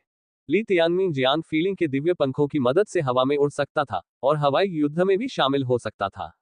पक्षियों के साथ काम करने वाले ज्यादातर जानवर उन पर सवार होकर उड़ान भर सकते थे। अतीत में ली तियानमिंग मिडास की पीठ पर बैठकर उड़ सकता था। अफसोस, छोटा चूजा उसके पैर जितना भी बड़ा नहीं था। चाहे वह कितना भी शक्तिशाली क्यों ना हो, छोटे चूजे पर चढ़ना एक बच्चे के साथ शारीरिक दुर्व्यवहार करने जैसा लगता था। जियांग फीलिंग की उपस्थिति ने ली तियानमिंग को एक और जीवन रक्षक कार्ड दिया था। इसके अलावा इस अवस्था में उसकी हवाई युद्ध क्षमता पक्षी जानवरों पर सवार जानवरों के स्वामी की क्षमता से भी कम थी। आखिरकार जानवर की सवारी करना और पंख होना मौलिक रूप से अलग अलग बातें थीं, और जैसे जैसे वे उड़ते गए, ली तियानमिंग दिव्य पंखों से अधिक परिचित होते गए। आध्यात्मिक लगाव के दौरान उनका दिल भी जियांग फीलिंग के साथ एक था, एक विचार ही उनके इरादों को एक दूसरे तक पहुंचाने के लिए पर्याप्त था। और जब जियांग फीलिंग ने उस पर आध्यात्मिक लगाव का इस्तेमाल किया, तो चौथे स्तर के आध्यात्मिक स्रोत ली तियानमिंग आठवें स्तर के किसी व्यक्ति की युद्ध शक्ति को उजागर कर सकते थे। ली तियानमिंग चुपचाप काली धुंध में डूब गया। उसकी दृष्टि 3 मीटर तक सीमित थी, जिससे उसे खतरे का सामना करने पर प्रतिक्रिया करने का कोई मौका नहीं मिलता था। सौभाग्य से उसके बाएं हाथ में तीसरी आंख थी, जो अब उजागर हो गई थी, क्योंकि उसे अभिशाल युद्ध के मैदान में इसे छिपाने की जरूरत नहीं थी। इसके साथ ही अब उसकी दृष्टि धुंधली नहीं रही। उस गुफा में आग लगी है, लेकिन उससे निकलने वाली रोशनी गहरे हरे रंग की है। ली तियानमिंग ने अंदर एक क्षेत्र देखा। जियांग फीलिंग ने कहा, मुझे लगता है कि मन्ना वहां है। ली तियानमिंग ने कहा, वह बेलगाम बर्बर आभा। यह संभवतः एक जंगली जानवर है। खेले और 1 करोड़ जीते। खेले और 1 करोड़ जीते। FUN 88 भारत का सबसे भरोसेमंद मंच। फन 88 पब फ्यूचर द्वारा विज्ञापन। बड़े भाई, हो सकता है कि यह अभी मन्ना को परिष्कृत कर रहा हो, इसलिए इसकी आभा लीक हो रही है। इसीलिए मैं इसे इतनी दूर से महसूस कर सकता था, जियांग फीलिंग ने तत्काल कहा। ली तियानमिंग ने पहले भी यंग हुओ को मन्ना को परिष्कृत करते देखा था। यह बल्कि एक एंटी क्लाइमेक्टिक था, एक घूंट ने इसे खत्म कर दिया था। हालांकि अन्य जंगली जानवरों और जीवनबद्ध जानवरों के लिए यंग हुओ ने जो किया वह आत्महत्या का एक रचनात्मक तरीका था। इसलिए वे इसे धीरे धीरे परिष्कृत करेंगे, इसकी शक्ति को टुकड़ों में अवशोषित करेंगे। उनका विकास तभी शुरू होगा जब शोधन पूरा हो जाएगा। ये केवल धीरे धीरे आगे बढ़ने की हिम्मत करता है। अन्यथा यदि आभा बहुत अधिक लीक हो जाती है, तो अन्य जंगली जानवर इसकी ओर खींचे चले आएंगे, ली तियानमिंग ने कहा। छोटी लड़की और वह पहले से ही धीरे धीरे गुफा की ओर बढ़ रहे थे। गुफा के आकार को देखते हुए यह एक बहुत बड़ा जंगली जानवर था। ली तियानमिंग ने अपने पंख धीरे धीरे फड़फड़ाए और सावधानी से चट्टान की दीवार से चिपके रहे। ली तियानमिंग ने कहा, देखो, ये किस प्रकार का जंगली जानवर है। अकेले मत भागो, छोटी चिड़िया ने चिंतित होकर कहा। अरे, क्या मैं उस तरह का व्यक्ति हूँ? अंततः छोटा चूजा अंदर आ गया। अपने छोटे आकार के कारण वह कुछ देर बाद बिना कोई व्यवधान डाले वापस लौट गया। ये कौन सा जंगली जानवर है? ली तियानमिंग ने पूछा। एक गहरे हरे रंग का चील जो जल रहा है। यह 8 पंखों वाले गोल्डरोक से भी बड़ा है, छोटी चिड़िया ने कहा। ये किस प्रकार का बाज है? मुझे कैसे पता? छोटी चिड़िया अपना छोटा सा सिर झुकाकर उसे घूरने लगी। तो फिर इसमें कितने तारे हैं? मुझे कैसे पता होगा? ली तियानमिंग को एहसास हुआ कि उसे जंगली जानवरों और सभी प्रासंगिक जानकारी के बारे में कोई जानकारी नहीं थी। तो फिर अगर तुम्हें कुछ नहीं पता तो तुम अंदर क्यों गए? सर, आपने मुझे अंदर जाने को कहा था। मैंने तो बस आदेश का पालन किया। उद्धरण चिन्ह ... उद्धरण चिन्ह। ली तियानमिंग ने आगे की खोजबीन करने का विचार छोड़ दिया और सीधे अंदर घुस गया, छोटी चिड़िया को साथ लेकर। उसने अंदर एक गहरे हरे रंग का चील देखा, जिसके शरीर पर उसी रंग की राक्षसी लपटें टिमटिमा रही थीं, जिससे वह भयावह और अजीब लग रहा था। हालांकि एक पक्षी होने के बावजूद चील के पंख नहीं थे। इसके बजाय उसकी त्वचा एक पपड़ीदार कोट थी, जो उसे सांप की खाल की याद दिलाती थी। अपनी तीखी चोंच और पंजों के साथ मिलकर वह एक क्रूर हवा दे रहा था। 4 सितारा जंगली जानवर, जेड स्केल्ड फ्लेमिंग ईगल। जन्मजात क्षमता, जेड फायर कवच। इन स्केल के साथ मिलकर इसमें एक सख्त 2 परत वाली सुरक्षा है। ये पूरी तरह से परिपक्व भी है। बहुत मजबूत। चाहे वह जीवनबद्ध जानवर हो या जंगली जानवर, परिपक्वता भी ध्यान देने वाली एक महत्वपूर्ण बात थी। एक युवा 4 सितारा जंगली जानवर जरूरी नहीं कि एक वयस्क 1 सितारा जंगली जानवर से अधिक मजबूत हो। इसी तरह 1 सितारा जीवनबद्ध जानवर एक 7 सितारा जीवनबद्ध जानवर से अधिक मजबूत हो सकता है, जिसने अभी अभी खेती शुरू की है। इसलिए भले ही छोटा चूजा 6 सितारा जीवनबद्ध जानवर के बराबर था, लेकिन यह इस परिपक्व 4 सितारा जानवर का मुकाबला नहीं कर सकता था। बड़े भाई, ये वास्तव में शाही मन्ना है। मैंने इसे पहले एक किताब में देखा है। इसे फायर ड्रैगन का सीन कहा जाता है। ये यंग हुओ के लिए बिल्कुल सही है, जियांग फेलिंग ने उत्साह से कहा। ली तियानमिंग ने पहले ही बाज की चोंच में लाल, शंखवाकार और तीखे सींग देख लिए थे। इस समय यह आग से जल रहा था और इसमें से एक तीखी आभा निकल रही थी। चील द्वारा इसके अंदर की शक्ति को धीरे धीरे परिष्कृत किया जा रहा था। मन्ना लगभग पूरी तरह से तैयार है। चील ने इस प्रक्रिया में 1% भी नहीं किया है। शाही मन्ना के विचार से ली तियानमिंग भी उत्साहित हुए बिना नहीं रह सका। ये यंग हुओ को और अधिक रक्त बंधनों को खोलने की अनुमति देगा, जिससे ली तियानमिंग की रक्त शक्ति और अनंत नरकीय शरीर मजबूत होगा। 100 का दांव लगाएं और पूरे प्लेटफॉर्म पर 400 पाएं। 10% साप्ताहिक कैशबैक पाएं। 100 का दांव लगाएं और पूरे प्लेटफॉर्म पर 400 पाएं। 10% साप्ताहिक कैशबैक पाएं। YOLO247.co। पब फ्यूचर द्वारा विज्ञापन। क्या हम इसे छीन रहे हैं या नहीं? छोटी लड़की पहले से ही लार टपका रही थी।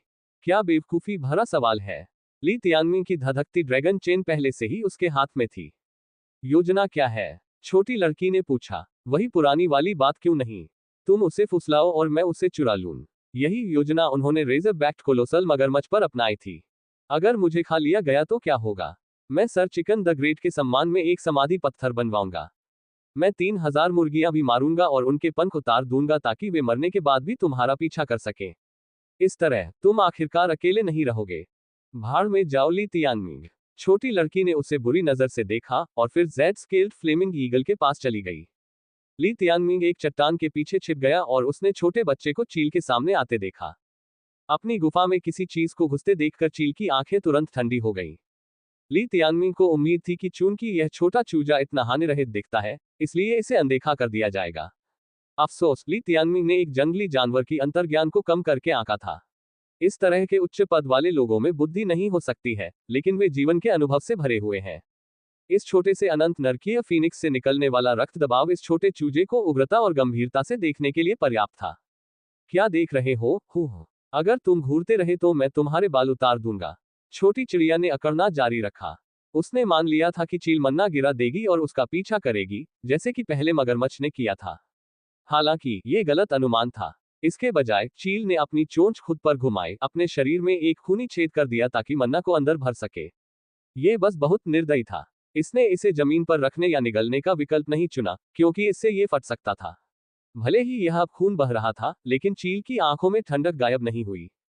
एक बार ऐसा हो जाने पर उसने अपने पंख फड़फड़ाए और छोटे चूजे पर झपट पड़ा। योजना विफल हो गई थी। आमने सामने की लड़ाई ही एकमात्र विकल्प बचा था।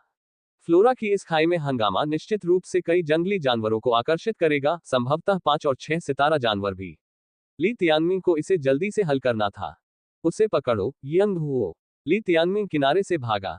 उसकी चेन उसके दाहिने हाथ में बंधी हुई थी और उसका बायां काला हाथ पहले से ही दस्ताने रहित था। वह नजदीकी लड़ाई के लिए तैयार था। जेड स्केल्ड फ्लेमिंग ईगल ने आने वाले खतरों को गंभीरता से लिया और तुरंत अपनी सहज क्षमता, जेटफायर आर्मर के साथ शुरू करने का विकल्प चुना। इसके चारों ओर गहरे हरे रंग की आग और भी अधिक भयंकर रूप से जलने लगी, क्योंकि यह उग्र स्केल कवच की एक परत में बदल गई। ये बिल्कुल अपने स्वयं के तराजू की तरह दिखता था, लेकिन अब ये जल सकता था। ये केवल रक्षात्मक प्रकृति का नहीं था, इसने अपने सभी हमलों को जलने वाला नुकसान भी दिया। प्रायोजित सामग्री। कोलकाता की एक युवती ने बताया कि वह एक दिन में 2,50,000 रुपए कैसे कमाती है। कोलकाता की 19 वर्षीय युवती ने बताया कि वह प्रतिदिन 2,90,000 रुपए कैसे कमाती है। पब फ्यूचर द्वारा विज्ञापन। संपर्क टॉस साइट मैप दान करें मेनू दिखाओ। उपन्यास ऑनलाइन पूरा पढ़े उपन्यास बिन। उपन्यास युगों का पशु प्रधान अध्याय 116 छोटी लड़की की दूसरी आत्मास्रोत क्षमता। युगों का पशु प्रधान C 116 छोटी लड़की की दूसरी आत्मास्रोत क्षमता। Ads by pub future. अध्याय 116 छोटी लड़की की दूसरी आत्मास्रोत क्षमता।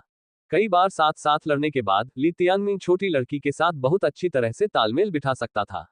उनका प्रतिद्वंद्वी एबिसल युद्ध क्षेत्र से एक जंगली जानवर था, जिसका मतलब था कि यह लड़ाई समय के खिलाफ एक दौड़ थी, खासकर जब से उसके पास शाही मन्ना था। चीजों को बदतर बनाने के लिए इसकी आत्मा स्रोत क्षमता, जेटफायर कवच, पहले से ही सक्रिय थी। हमें सबसे पहले इसकी क्षमता से छुटकारा पाना होगा, अन्यथा हम इसे नुकसान भी नहीं पहुंचा पाएंगे। कैसे? अपना इन्फेनल ब्लेज आजमाएं। नारकीय ज्वाला छोटी लड़की के नारकीय स्रोत के भीतर से पैदा हुई थी, और यह एक भयानक ज्वाला थी जो निश्चित रूप से जेड स्केल्ड फ्लेमिंग ईगल की हरी ज्वालाओं से बेहतर थी। ली तियानमिंग के वाक्य को पूरा करने से पहले ही छोटी चिड़िया ने अपने मुंह से एक धधकती हुई फीनिक्स को छोड़ दिया था। फीनिक्स का प्रक्षेपण उड़ान भरकर चील की ओर बढ़ा। कुछ ही देर बाद वे दोनों बीच हवा में मिले। जेड स्केल्ड फ्लेमिंग ईगल शुरू से ही एक अग्नि प्रकार का जानवर था, और उसी तत्व के हमले के खिलाफ उसे रोकने की भी जरूरत नहीं पड़ी। एक विस्फोट के साथ धधकती हुई फीनिक्स हवा में बिखर गई। लेकिन चील को आश्चर्य हुआ कि उसके शरीर पर इन्फेनल ब्लेज की एक परत चढ़ गई थी, जिसने उसके जेटफायर कवच के ऊपर एक और लाल रंग की परत जोड़ दी थी। चील के चारों ओर का हरा रंग लाल हो गया और बढ़ती हुई लपटें उसकी दृष्टि को कुछ हद तक अवरुद्ध करने लगी। हालांकि इन्फेनल ब्लेज अभी तक चील को नुकसान नहीं पहुंचा सका, लेकिन इसने जेटफायर कवच की परत को ढक दिया था, जिससे क्षमता द्वारा जलने की किसी भी संभावना को समाप्त कर दिया गया। अब हमारा मौका है, इसे हासिल करो। चूंकि इन्फेनल ब्लेज हमेशा जलती रहेगी, इसलिए जेटफायर कवच समय के साथ पतला होता जाएगा, जिसका अर्थ है कि ईगल भी कमजोर होता जाएगा। ली तियानमिंग और यंग हुओ ने हमला करने का यही मौका चुना। चील को अभी तक यह एहसास नहीं हुआ था कि उसकी आत्मा स्रोत क्षमता काम नहीं कर रही थी, उसका पूरा ध्यान ली तियानमिंग पर था। एक तीखी चीख के साथ उसने अपने पंख फड़फड़ाए और अपने तेज पंजों और उस तरह जैसी नुकीली चोंचों से ली तियानमिंग पर झपट्टा मारा। उसके हमले की ताकत इतनी ज्यादा थी कि उसने ली तियानमिंग की तो बात ही छोड़िए, गुफा को भी तहस नहस कर दिया। और फिर भी ली तियानमिंग बहुत तेज था। हवा अलग हो गई और उसके चेनब्लेड ने कई बार चील को लपेटा और बांधा। हालांकि धधकते ड्रैगन फैंग ने चील को नहीं मारा, क्योंकि जेटफायर कवच ने उसे रोक दिया था। कितना मोटी चमड़ी वाला पक्षी है। जेड स्केल्ड फ्लेमिंग ईगल अपनी क्रूर ताकत का लाभ उठाते हुए नजदीकी लड़ाई में माहिर था, और इस रणनीति को उसके मजबूत कवच के माध्यम से और बढ़ाया गया था। पूरी लड़ाई के दौरान ली तियानमिंग के 3 स्प्रिंग हैवी स्ट्राइक और यंग हुओ के 3 स्प्रिंग हैवी पंजे कई बार ईगल पर गिरे, लेकिन कुछ नहीं हुआ। जेटफायर कवच ने उनके सभी हमलों को अवशोषित कर लिया था, और अगर ईगल पर इन्फेनल ब्लेज की परत नहीं होती, तो दोनों कई बार जल जाते। ऐसा लग रहा था कि चील की सुरक्षा को कोई भी पार नहीं कर सकता। 8वें स्तर के स्पिरिट्सोस के किसी भी बीस्ट मास्टर के लिए इस जंगली जानवर को नीचे गिराना एक कठिन काम होगा, और यहां तक कि ली तियानमिंग का ब्लेजिंग ड्रैगन चेनब्लेड भी इसके कवच को नहीं तोड़ सकता। शायद एकमात्र अच्छी खबर यह थी कि चील अपने कवच पर बहुत अधिक निर्भर थी, जिसका अर्थ है कि वह दोनों की चपलता को पकड़ नहीं सकती थी। इसके अलावा इसके अधिकांश हमले भी अग्नि प्रकार के थे, जिसका अर्थ है कि वे 2 अग्नि प्रतिरक्षा राक्षसों के खिलाफ अर्थहीन थे। दोनों के लिए बाज के हमले को रोकना कोई बड़ी बात नहीं थी, लेकिन उन्हें इस बात का डर था कि शोरगुल से अन्य लड़ाके भी आ जाएंगे। समय आ गया है। भले ही समय उनके खिलाफ काम कर रहा था, ली तियानमिंग और यंग हुओ बिल्कुल भी घबराए हुए नहीं लग रहे थे। उस पल छोटी लड़की ने एक ठंडी हंसी निकाली, और तभी जेड स्केल्ड फ्लेमिंग ईगल को एहसास हुआ कि छोटी लड़की की लौ की परत ने उसकी आत्मा स्रोत क्षमता में छेद कर दिया था। चील चीख पड़ी, यह एक आदिम भय से उपजी हरकत थी।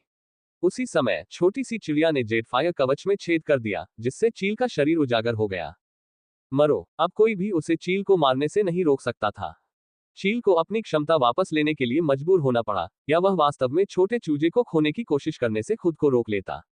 लेकिन इससे ली तियानमिंग को आक्रमण करने के अधिक अवसर भी मिल गए। जल्दी से खत्म करो, वह चील के सामने आया, जो यंग हुओ के 7 पंजों से वार कर रही थी। खटखट, 2 पंजों के सेट, एक बड़ा और एक छोटा, बार बार टकराने से गुफा में धातु की चीखें गूंज उठी। यहां देखो, ली तियानमिंग ने अपना बायां हाथ सीधे चील के सामने लाया। चील, जो अभी भी एक पल पहले लड़ रही थी, वह तुरंत ही भ्रमित करने वाली आंख से विचलित हो गई। भ्रमित करने वाली आंख में जंगली जानवर की तो बात ही छोड़िए, लिन शियाओटिंग को भी चकित करने की शक्ति थी। यह विशेष रूप से प्रभावी थी, क्योंकि जंगली जानवरों में बुद्धि की कमी के कारण भ्रामक हमलों के प्रति अत्यधिक कमजोरी थी। भले ही जेड स्केल्ड फ्लेमिंग ईगल केवल कुछ समय के लिए ही अचेत हुआ था, लेकिन वह क्षण ली तियानमिंग और यंग हुओ के लिए बहुत कुछ हासिल करने के लिए पर्याप्त था। सबसे पहले छोटी लड़की ने आगे बढ़कर हमला किया, उसके नेदरफायर घोस्टक्लो ने ईगल के मांस को चीर दिया और सीधे शाही मन्ना तक पहुंच गया।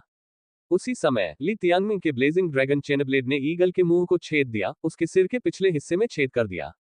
एक आखिरी चीख के साथ जेड स्केल्ड फ्लेमिंग ईगल ने अपनी आखिरी सांस ली। न्यूनतम बुद्धि वाले प्राणी के लिए यह एक सराहनीय प्रयास था। अगर दोनों ने मन्ना लेकर भागने का फैसला किया, तो चील उन्हें आसानी से नहीं जाने देगी। इससे उनकी लोकेशन खतरे में पड़ सकती थी, इसलिए चील को मारना सबसे सुरक्षित दांव था। इसके अलावा ली तियानमिंग को जेटफायर कवच में दिलचस्पी थी, क्योंकि वह बहुत मुश्किल था। वह एक प्रयोग करना चाहता था और यह जांचना चाहता था कि क्या वह छोटी सी लड़की जंगली जानवर थी या जीवन बाधित जानवर, या वास्तव में दोनों का मिश्रण थी। यंग हुओ, मन्ना को छिपा दो, मुझे इसकी पशु आत्मा को परिष्कृत करने के लिए 1 मिनट दो। ली तियानमिंग ने समय बर्बाद किए बिना ही शुद्धिकरण शुरू कर दिया। एड्स बाय पब फ्यूचर, मैं नजर रखूंगा। यंग हुओ को यह जानने की उत्सुकता थी कि क्या ये जंगली जानवरों की पशु आत्माओं को अपने स्वयं के आत्मा स्रोतों में परिष्कृत कर सकता है। इन्फेनल ब्लेज अपने स्वयं के रक्तवंश का उत्पाद था, न कि नियमित आत्मा स्रोत क्षमताओं की तरह जंगली जानवरों से प्राप्त किया गया था। जब छोटी सी चिड़िया गुफा के प्रवेश द्वार की रखवाली कर रही थी, ली तियानमिंग ने अपने शोधन पर ध्यान केंद्रित किया। यह एक विशेष तकनीक थी जिसे उसने 3 साल पहले सीखा था, और यह एक महत्वपूर्ण तकनीक भी थी जिसे स्पिरिट्सोस के सभी जानवरों के स्वामी को सीखना होगा। शोधन के साथ जानवर स्वामी जंगली जानवरों की जानवर आत्मा प्राप्त कर सकते थे और इसे अपने स्वयं के जीवन वाले जानवर के आत्मा स्रोत में डाल सकते थे। जेड स्केल्ड फ्लेमिंग ईगल को ली तियानमिंग ने मार डाला था और जंगली जानवर हमेशा उस व्यक्ति से डरते थे जिसने उन्हें मारा था। यहां तक कि मौत भी इस गहरे डर को नहीं बदल सकती थी, और सबसे महत्वपूर्ण बात यह है कि उनका डर जितना मजबूत था, शोधन की सफलता दर उतनी ही अधिक थी। एक अन्य कारक जो शोधन के परिणाम को निर्धारित करता था, वह था पशु स्वामी की शक्ति और जीवनबद्ध पशु का रक्तवंश, और इसमें कोई संदेह नहीं था कि ली तियानमिंग और यंगहुओ का रक्तवंश सबसे मजबूत था। धीरे धीरे एक रहस्यमयी चमकता हुआ एक्टोप्लाज्म का गोला जानवर के शरीर से अलग हो गया, जो ली तियानमिंग के हाथों के ऊपर एक गैसीय गोले में परिवर्तित हो गया। गोले का आकार लगातार बदल रहा था, लेकिन एक चीज स्थिर रही, यह एक जेड स्केल्ड फ्लेमिंग ईगल की एक छोटी आकृति थी। वह गेंद जानवर की आत्मा थी। ऐसा कहा जाता था कि यह जंगली जानवर की आत्मा और उसकी आत्मा स्रोत क्षमता के बीच का विलय है। गोले के बीच में खून की कुछ बूंदें जंगली जानवर की रक्त रेखा का प्रतिनिधित्व करती थीं, जबकि एक्टोप्लाज्म उसकी आत्मा थी। जानवर की आत्मा अपने रूप को केवल 1 मिनट से भी कम समय तक बनाए रख सकती थी, उसके बाद वह पूरी तरह से नष्ट हो जाती थी। जब ली तियानमिंग का काम पूरा हो गया तो वह सीधे उस छोटी लड़की की ओर दौड़ा। खुलना। छोटे चूजे ने उत्सुकता से अपनी छोटी सी चोंच खोली और उस जानवर की आत्मा को अंदर ले लिया, और कुछ ही क्षण बाद एक संतोषजनक डकार ली। चलो चलते हैं, तुम चलते चलते इसे परिष्कृत करने की कोशिश कर सकते हो। लिंगर, तुम दिव्य पंखों को नियंत्रित करते हो, और चलो पहले यहां से निकल जाएं, ली तियानमिंग ने निर्देश दिया। ठीक है। जियांग फीलिंग ने दिव्य पंखों को नियंत्रित किया और ली तियानमिंग और छोटी लड़की को इस खाई से दूर ले गया। छोटी लड़की ली तियानमिंग की हथेलियों में आराम कर रही थी क्योंकि वह शुद्धिकरण के दूसरे भाग को कर रही थी। इस भाग के लिए छोटी लड़की को जानवर की आत्मा को उसके नरक स्रोत में चैनल करना होगा और इसे अपनी आत्मा स्रोत क्षमता में बदलना होगा। आमतौर पर एक जानवर के पास कितनी आत्मा स्रोत क्षमताएं हो सकती हैं, यह उसके सितारों और आत्मा स्रोतों की संख्या पर निर्भर करता है। लेकिन यह आपके लिए अलग है क्योंकि आपके पास केवल एक नरक स्रोत है और आपके पास पहले से ही एक क्षमता है। सामान्य तौर पर आपके पास केवल एक ही आत्मा स्रोत क्षमता होनी चाहिए, इसलिए मुझे यकीन नहीं है कि यह कैसे होगा, ली तियानमिंग ने बड़बड़ाया। बस मुझे इसे खाने दो। छोटी चिड़िया ने अपनी आंखें घुमाई। ली तियानमिंग ने जो तरीका उसे सिखाया वह बहुत ज्यादा जटिल और समय लेने वाला था, और यंगहुओ आलसी होने के कारण मामले को अपने पंजों में लेने का फैसला किया। बिना किसी हिचकिचाहट के यंगहुओ ने जानवर की आत्मा को निगल लिया और उसे अपने नरक स्रोत में डाल दिया, जहां आत्मा लगभग तुरंत वाष्पित हो गई। हालांकि एक रहस्यमय शक्ति उसके नरक स्रोत में बनी रही। लगभग तुरंत ही छोटा चूजा कांपने लगा, उसके शरीर से एक नई शक्ति बाहर निकल रही थी। इसका मूल नरक स्रोत था, जिसने जानवर की आत्मा को अपने अंदर समाहित कर लिया था। नरक स्रोत के ऊपर जलती हुई फीनिक्स नरक ज्वाला आत्मा स्रोत क्षमता का प्रतिनिधित्व का दृश्य एक सामान्य दृश्य था, अकेला और शक्तिशाली क्योंकि ये दिन रात जानवर की आत्मा को अपने अंदर समाहित करता था। लेकिन यह एकांत अब खत्म होने वाला था। एक छोटा सा विस्फोट हुआ और एक लाल रंग का गोला, जो लगभग ज्वलंत फीनिक्स के आकार का था, नरकीय स्रोत से उठकर उसमें शामिल हो गया। जानवर की आत्मा एक उत्प्रेरक की तरह थी, एक ट्रिगर जिसने इस बेतुकी प्रक्रिया को सक्षम किया। हालांकि जानवर की आत्मा की शक्ति छोटी लड़की की तुलना में कुछ भी नहीं थी, लेकिन इसके बिना यह प्रतिक्रिया नहीं हुई होगी। और फिर भी, कारण जो भी हो, अब केवल एक ही तथ्य मायने रखता था, एक नई आत्मिक क्षमता का जन्म हुआ था। Ads by pub future. संपर्क टॉस साइट मैप दान करें मेनू दिखाओ। उपन्यास ऑनलाइन पूरा पढ़े उपन्यास बिन। उपन्यास युगों का पशु प्रधान अध्याय 117। मैं मशाल ड्रैगन का 7वां राजकुमार हूँ। युगों का पशु प्रधान सी 117। मैं मशाल ड्रैगन का 7वां राजकुमार हूँ। एड्स बाय पब फ्यूचर अध्याय 117। मैं मशाल ड्रैगन का 7वां राजकुमार हूँ। छोटी सी लड़की ने इन्फिनल ब्लेज के अलावा एक और क्षमता हासिल कर ली थी। इस क्षमता का निर्माण एक आत्मा स्रोत क्षमता की तरह है, लेकिन इसमें इसके अंतर है। ली तियानमिंग उत्साहित था, यह उसके लिए सबसे अच्छा संभव उत्तर था। बड़े भाई, इसका क्या मतलब है? जियांग फेलिंग ने उत्सुकता से पूछा। छोटी सी चिड़िया इस समय इस नई क्षमता से परिचित हो रही थी। नरक के स्रोत के ऊपर फीनिक्स और आग की लाल गेंद सबसे चमकदार होने की होड़ में थी। आग की लाल गेंद वास्तव में एक सूरज की तरह लग रही थी। आमतौर पर जंगली जानवरों की पशु आत्माएं आत्मा स्रोत क्षमता का 80% बनाती हैं, जबकि शेष 20% जीवनबद्ध जानवर की रक्त रेखा द्वारा कवर किया जाएगा। हालांकि यंगहुओ की बात अलग है। जंगली जानवर की पशु आत्मा केवल एक अवसर, एक मॉडल प्रदान करती है, जो क्षमता में केवल एक नगण्य योगदान देती है। इसका अधिकांश हिस्सा यंगहुओ की अपनी रक्त रेखा शक्ति से बना है। यह आदिम अराजकता जानवरों का एक चमत्कारी पहलू था। इससे पहले ली तियानमिंग को हमेशा संदेह था कि यह एक जंगली जानवर है या जीवनबद्ध जानवर। अब उसे उसका जवाब मिल गया था। इसमें दोनों के गुण थे। यंग हुओ के रक्त में छिपी हुई भयानक क्षमताएं रक्त की बेड़ियों से बंद थी। हालांकि जंगली जानवरों की जानवर आत्माएं एक कुंजी की तरह थी जो द्वार खोल सकती थी, जिससे नई क्षमताओं को अनलॉक किया जा सकता था। ये क्षमताएं जन्मजात क्षमताएं और आत्मिक स्रोत क्षमताएं दोनों थी। सटीक नाम क्या था इससे कोई फर्क नहीं पड़ता। जो बात मायने रखती थी वह थी इसकी मजबूती। अब से मन्ना हमारे वंश और शरीर को मजबूत कर सकता है। हमारी शक्तियां आसमान छुएंगी और अधिक स्वर्ग विरोधी होती जाएंगी। बीस्ट सोल यंग हुओ को उसके प्राइमोर्डियल कैस बीस्ट वंश में छिपी हुई क्षमताओं को अनलॉक करने में मदद कर सकते हैं। बेशक मन्ना और बीस्ट सोल दोनों ही उपयुक्त होने चाहिए, और यह एबिसल बैटलफील्ड बस उनसे भरा हुआ है। इसके अलावा लिंग र यहाँ खजाने खोजने में मेरी मदद करने के लिए है। ये बस मेरे उत्थान के लिए तैयार किया गया था। मुझे आश्चर्य है कि क्या यंग हुओ शाही मन्ना को परिष्कृत कर सकती है। इससे वर्तमान स्थिति और भी बेहतर हो जाएगी। जब वह विचारों में खोया हुआ था तब तक छोटी सी चिड़िया अपनी दूसरी क्षमता में निपुण हो चुकी थी। कैसा है? ली तियानमिंग ने पूछा। ये कवच बनाता है जैसे जेड स्केल्ड फ्लेमिंग ईगल की क्षमता। हालांकि इस्तेमाल की जाने वाली आग इन्फिनल ब्लेज है, छोटी लड़की ने कहा। इसे आजमाना चाहोगे? स्वाभाविक रूप से छोटी लड़की पहले से ही इंतजार नहीं कर सकती थी। ली तियानमिंग की ओर उड़ते हुए उसने उस पर एक विशाल आग का गोला फेंका। हालांकि ली तियानमिंग को कोई दर्द महसूस नहीं हुआ। नरकीय ज्वाला उसके शाश्वत नरकीय शरीर को नुकसान पहुंचाने में असमर्थ थी। इसके बजाय आग का गोला कवच जैसी आग की एक परत में घुल गया जिसने उसके शरीर को ढांक दिया, जिससे उसके पूरे शरीर को व्यापक सुरक्षा मिली। तुरंत वर्तमान ली तियानमिंग एक उग्र युद्ध देवता की तरह लग रहा था। जेड स्केल्ड फ्लेमिंग ईगल का जेट फायर कवच तराजू जैसा दिखता था। हालांकि ली तियानमिंग की इस क्षमता का प्रतिपादन ज्वलंत पंखों का एक समूह था। इसके साथ ही तुम्हारे हमलों में भी मेरी नरकीय ज्वाला की शक्ति है, छोटी लड़की ने अहंकार से कहा। इसके अलावा इस नरकीय कवच में शक्तिशाली रक्षात्मक शक्ति है जो अभी उस जंगली जानवर से भी अधिक है। छोटे चूजे ने स्वाभाविक रूप से अपनी क्षमताओं का सटीक आकलन किया। हालांकि यह क्षमता जेटफायर आर्मर की तरह ही काम करती थी, लेकिन इसमें मौलिक रूप से बदलाव आया था।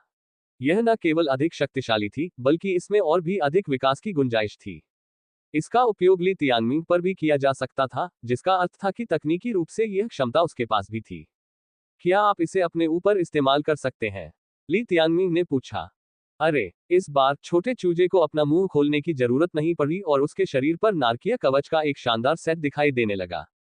बुरा नहीं है, मैं एक भयानक उग्र युद्ध देवता की तरह दिखता हूं, जबकि तुम एक उग्र युद्ध मुर्गे की तरह दिखते हो। ली तियानमिंग मुस्कुराया। एड्स बाय पब फ्यूचर, उग्र युद्ध फीनिक्स चिकन नहीं। ली तियानमिंग ने जवाब में हंसते हुए कहा। इस नारकीय कवच का इस्तेमाल सिर्फ वह और छोटी लड़की ही कर सकते हैं। शाश्वत नारकीय शरीर के बिना दूसरे लोग इसे पहनकर जीवित नहीं रह पाएंगे। इन्फिनल ब्लेज छोटी लड़की का ट्रम्प कार्ड था जो अब तक अजेय था। अब इस नई क्षमता ने इसके साथ बचाव भी संभव बना दिया। ली तियानमिंग ने पूछा, क्या इसका मतलब यह है कि अगर हम जंगली जानवरों का शिकार करते रहेंगे तो हम अनंत काल तक नई क्षमताओं को अनलॉक कर सकते हैं? जरूरी नहीं, आज हम बस एक उपयुक्त प्रकार से मिले। मैं एक जीवनबद्ध जानवर बनने के बाद बहुत बदल गया हूं, इसलिए मुझे यकीन नहीं है। फिर भी विकास जैसी चीजें कदम दर कदम होनी चाहिए, छोटी लड़की ने गंभीरता से कहा। ओह, मुझे लगता है कि मैं इस मन्ना को अभी के लिए रख लूंगा। चले जाओ, मैं इसे अभी खाना चाहता हूँ। छोटी लड़की के लिए मन्ना जानवरों की आत्माओं से भी ज्यादा आकर्षक था। ली तियानमिंग ने छोटी लड़की पर हंसा। फिलहाल ली तियानमिंग ने सबसे पहले अपने नए कवच को बुझा दिया क्योंकि यह बहुत आकर्षक था। उन्हें छोटी लड़की के लिए मन्ना को अवशोषित करने के लिए एक सुरक्षित जगह खोजने की जरूरत थी। ली तियानमिंग ने आधे दिन तक चुपके से आगे बढ़ते हुए एक पहाड़ी नाले पर जाकर बस गए, जहां कोई जंगली जानवर नहीं था। उस क्षेत्र में घनी वनस्पति थी जिसने उन्हें अच्छी तरह से छुपाने का काम किया। यहाँ केवल मजबूत जीवन शक्ति वाले पेड़ ही उग सकते थे। ली तियानमिंग के सामने एक विशाल शांत झील थी। उसने रेड ट्विल माउंटेन में झील के साथ अपने अनुभव से इसे चुना था। उस समय झील पूरी तरह से काली थी और केवल उसकी तीसरी आंख ही उसमें देख सकती थी। अब अगर उसे कोई खतरा होता तो वह इस झील का इस्तेमाल करके बच सकता था। इस वजह से यह संभवतः पूरे एबिसल युद्ध क्षेत्र में सबसे सुरक्षित जगह थी। ली तियानमिंग ने कुछ तैयारियां की। उसने एक छोटी सी गुफा खोदी और उसमें छोटे चूजे और मन्ना को दफनाने के बाद उसे एक चट्टान से बंद कर दिया।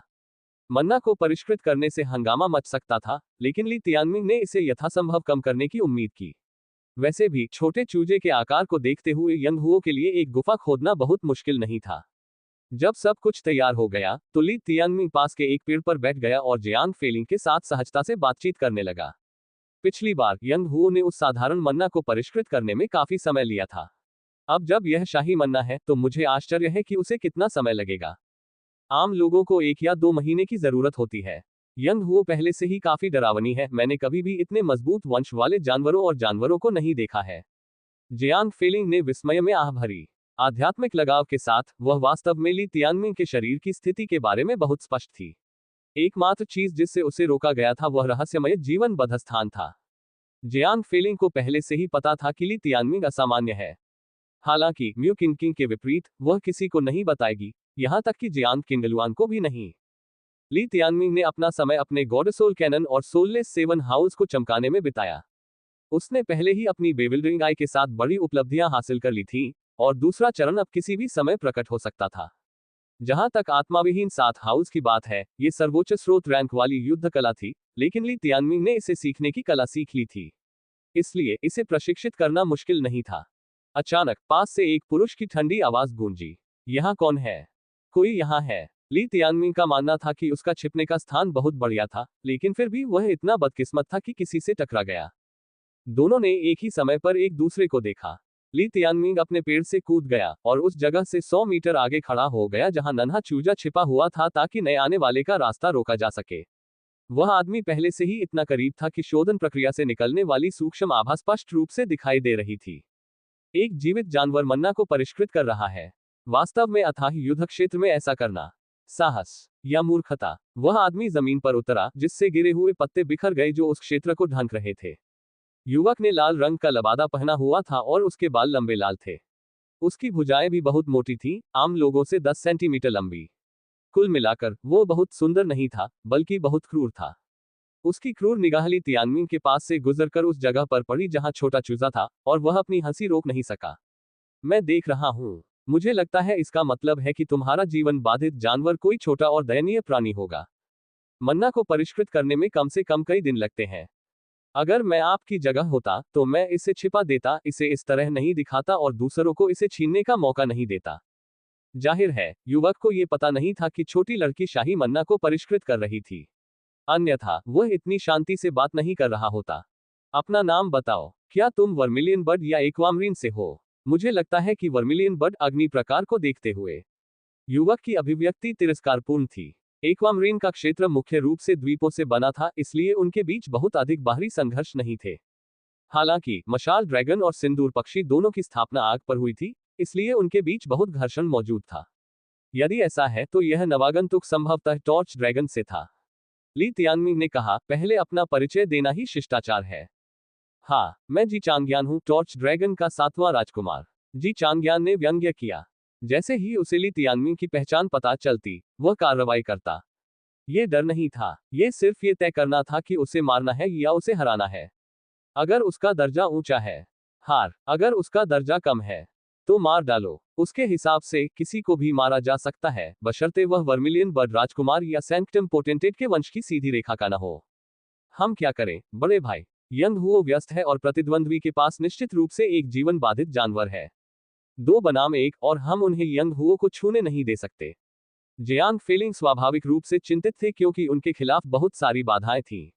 ऐसी स्थिति में किसी भी गलती के लिए थोड़ी सी भी गुंजाइश नहीं थी। Ads by pub future. संपर्क टॉस साइट मैप दान करें, मेनू दिखाओ। उपन्यास ऑनलाइन पूरा पढ़े। उपन्यास बिन। उपन्यास युगों का पशु प्रधान अध्याय 118 सबसे पहले मरने वाला आप है। युगों का पशु प्रधान सी 118 सबसे पहले मरने वाला आप है। पब फ्यूचर द्वारा विज्ञापन। अध्याय 118 सबसे पहले मरने वाला आप है। जी चांगयान ने ली तियानमिंग का नाम पूछने से पहले ही अपना हथियार निकाल लिया था। ये लगभग 2 मीटर लंबा एक उग्र भाला था, जिसका शरीर जलते हुए ड्रैगन के तराजू से ढका हुआ था। एक नजर में कोई भी जान जाएगा कि यह एक शीर्ष स्तरीय ग्रेड 5 जानवर का हथियार था। ली तियानमिंग की ओर तान दिए गए हथियार को क्रिम्सन ड्रैगन लांस कहा जाता था। जी चांगयान को एबिसल युद्ध क्षेत्र में ऐसे प्रतिद्वंद्वी से मिलकर बहुत खुशी हुई, खासकर ऐसे प्रतिद्वंद्वी से जो इतना मूर्ख था कि उसने अपने जीवनबद्ध जानवर को मौके पर ही मन्ना को परिष्कृत करने दिया। यह उसे चांदी की थाली में मन्ना परोसने से अलग नहीं था। बोलो, तुम्हारा नाम क्या है? जी चांगयान की आंखें चमक उठी। ली तियानमिंग के जवाब देते ही हमला करने के लिए तैयार। जियांग फेलिंग अभी भी आसन्न लड़ाई के बारे में घबराया हुआ था। ली तियानमिंग ने हंसते हुए कहा, मैं तुम्हारा पिता हूं, मशाल ड्रैगन राजा। बेटा, क्या तुम अपने पिता को नहीं पहचानते? जी चांगयान ने हंसते हुए कहा, ठीक है, इससे इस सवाल का जवाब मिल गया कि मुझे तुम्हें हराना चाहिए या मार देना चाहिए। एबिसल युद्ध के मैदान में वे सभी प्रतिद्वंद्वी थे, विरोधी थे। एकमात्र समस्या ये थी कि अभी तक किसी को भी नियम नहीं पता थे। तियानझू, बाहर आओ। जैसे ही राजकुमार ली तियानमिंग की ओर बढ़ा, उसके शरीर से एक बहुत बड़ा जानवर बाहर निकल आया। यह एक बहुत बड़ा सांप था, जिसका शरीर खून से लाल रंग के तराजू से ढका हुआ था। करीब से देखने पर सांप के पंजे थे, जिससे वह रहस्यमयी ड्रैगन जैसा लग रहा था। केवल एक चीज की कमी थी, वह थी उसके सिर पर एक सींग, जिससे यह एक अधूरी तस्वीर बन गई। क्या आपने कभी शाही मशाल ड्रैगन कबीले के ज्वालामुखी मशाल ड्रैगन के बारे में सुना है? जी चांगयान ने व्यंग्य किया। कौन सा ज्वालामुखी मशाल ड्रैगन? मुझे पूरा यकीन है कि यह असली मशाल ड्रैगन नहीं है, मुझे तो ये ज्वालामुखी ड्रेक जैसा लग रहा है। ली तियानमिंग ने कंधे उचका दिए। शाही मशाल ड्रैगन कबीले के किसी भी सदस्य के लिए उनके ज्वालामुखी मशाल ड्रैगन को कमतर ड्रेक कहना अपमानजनक था, और जी चांगयान लगभग तुरंत भड़क गए। जी चांगयान ने कहा, आपका जीवनबद्ध पशु युद्ध नहीं कर सकता, इसलिए आप अभी अपने अंतिम शब्द बोल सकते हैं। ली तियानमिंग ने भौहें सिकोड़ी। किस लिए? हम में से कोई भी अभी तक नियम नहीं जानता। मुझे मारना शायद व्यर्थ हो। इसके अलावा तुम्हारा जीवनबद्ध जानवर पहले से ही 7 सितारा है, इसलिए तुम्हें मरना की कोई जरूरत नहीं है। यह सच था कि ज्वालामुखी ड्रेक एक 7 सितारा जानवर था, जो उसे एक खतरनाक दुश्मन बनाता था। हालांकि ली तियानमिंग ने यह उल्लेख नहीं किया कि उसके पास एक शाही मन्ना था, या उनकी बातचीत वहीं खत्म हो सकती थी। ली तियानमिंग बस ये देखना चाहता था कि क्या जी चांगयान को एबिसल ट्रायल्स के बारे में उससे ज्यादा कुछ पता है, और यह सुनिश्चित करना चाहता था कि वह अकेला ऐसा व्यक्ति न हो जिसे अंधेरे में रखा गया हो। फिर भी, मेरे पास तुम्हें मारने के अपने कारण हैं, न केवल इसलिए कि इससे मेरा एक प्रतियोगी कम हो जाएगा, बल्कि इसलिए भी कि तुम वर्मिलियन बर्ड से हो। हजारों सालों से दोनों राष्ट्रों ने एक दूसरे से आंख नहीं मिलाई थी, और दोनों के बीच कई झड़पें हुई थी। मरने के लिए तैयार हो जाओ। जी चांगयान ने संख्यात्मक बढ़त से आश्वस्त होकर कहा। चिंता मत करो, हम दोनों को डरने की कोई बात नहीं है। जी चांगयान के हमले का जवाब देते हुए ली तियानमिंग ने अपना ब्लेजिंग ड्रैगन चेनब्लेड निकाला और आगे की ओर दौड़ा। चेनब्लेड जी चांगयान की ओर मुड़ते ही गूंज उठी। धातु की कर्कश ध्वनि लोगों को सिहरन पैदा करने के लिए पर्याप्त थी। ठीक है, बड़े भाई। वह पहले तो चिंतित थी, क्योंकि उसे अपने जीवन में पहले कभी ऐसे दुष्ट लोगों का सामना नहीं करना पड़ा था। लेकिन ली तियानमिंग के साथ होने के कारण वह हिम्मत जुटा सकी और उस पर भरोसा कर सकी। यह एबिसल युद्ध क्षेत्र था, और प्रत्येक लड़ाई जीवन और मृत्यु की थी। उसे अपने प्रारंभिक वर्षों में अच्छी तरह से संरक्षित किया गया था, और ऐसे परिदृश्य में उसे भयभीत होना पड़ा। शायद एकमात्र चीज जो उसे शांत कर सकती थी, वह थी ली तियानमिंग के दिल की सुकून देने वाली नियमित धड़कन। वह उसका धैर्य, उसका दृढ़ संकल्प महसूस कर सकती थी। जैसा मैं कहता हूं वैसा करो और टेम्पोरल फील्ड का उपयोग करो। ली तियानमिंग ने जी चांगयान से भिड़ने से पहले कहा। पब फ्यूचर द्वारा विज्ञापन। ठीक है। जियांग फेलिंग ने अपनी दूसरी क्षमता सक्रिय की, और एक अदृश्य क्षेत्र ने उस क्षेत्र को घेर लिया। टेम्पोरल फील्ड आध्यात्मिक लगाव की तरह ही रहस्यमय था, और जी चांगयान की हरकतें तुरंत धीमी हो गईं। जी चांगयान कभी कल्पना भी नहीं कर सकता था कि इस दुनिया में समय को नियंत्रित करने की कोई शक्ति है। उसके दृष्टिकोण से वो और उसका मशाल ड्रैगन धीमे नहीं थे, बल्कि ली तियानमिंग बहुत तेज था। यह आंशिक रूप से सच था, क्योंकि ली तियानमिंग अब वास्तव में तेज था, और यह भी नहीं कहा जा सकता कि उसे अदृश्य आकाशीय पंखों और उसकी ज्वलंत छाया फ्लैश द्वारा भी बढ़ावा मिला था। जियांग फीलिंग पूरी ताकत से काम कर रहा था। आध्यात्मिक लगाव, लौकिक क्षेत्र और दिव्य पंख सभी पूरी ताकत से सक्रिय थे। जी चांगयान ने सोचा कि ये दो बनाम एक लड़ाई थी, और यह सच था कि अगर वह केवल ली तियानमिंग के खिलाफ था, तो उसे ली तियानमिंग को मारने के लिए अपने मशाल ड्रैगन की भी जरूरत नहीं थी। लेकिन जियांग फीलिंग के साथ चीजें अलग थी। मर जाओ। अपने हाथों को घुमाते हुए जी चांगयान ने आत्मा भेदी ड्रैकोनिक लांस का इस्तेमाल किया, जो एक उन्नत स्रोत रैंक वाली कला है। भेदी लांसों की झड़ी एक चक्रवात की तरह थी, जो ली तियानमिंग पर हर तरफ से हमला कर रही थी। उसी समय ज्वालामुखी मशाल ड्रैगन ने जमीन खोदी, और उसके 50 मीटर के भीतर की जमीन जलने लगी। यह उसकी आत्मा स्रोत क्षमताओं में से एक थी, झुलसी धरती। ये यही खत्म नहीं हुआ। उग्र नरक ने ड्रैगन के आकार की लपटों को इकट्ठा करना शुरू कर दिया, जो ली तियानमिंग के करीब आ गई। यह उसकी दूसरी आत्मा स्रोत क्षमता थी, ज्वालामुखी ड्रैगन सांस। जी चांगयान की पहचान के साथ उसका 7 सितारा जीवनबद्ध जानवर शायद 7 अलग अलग प्रकार की आत्मा स्रोत क्षमताओं को जानता था, जिससे वह एक परेशानी भरा प्रतिद्वंद्वी बन गया।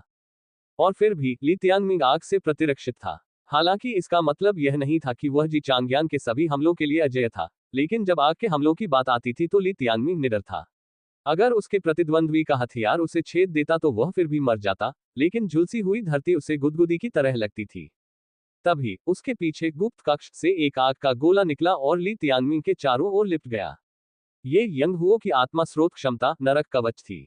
भले ही छोटी लड़की मन्ना को परिष्कृत करने पर ध्यान केंद्रित कर रही थी, फिर भी वह ली तियानमिंग की मदद करने का एक तरीका खोज सकती थी। अपने शरीर पर नरक कवच के साथ ली तियानमिंग ज्वालामुखी मशाल ड्रैगन से भी कम डरता था, क्योंकि उसके अधिकांश हमले अब उस पर बेकार थे।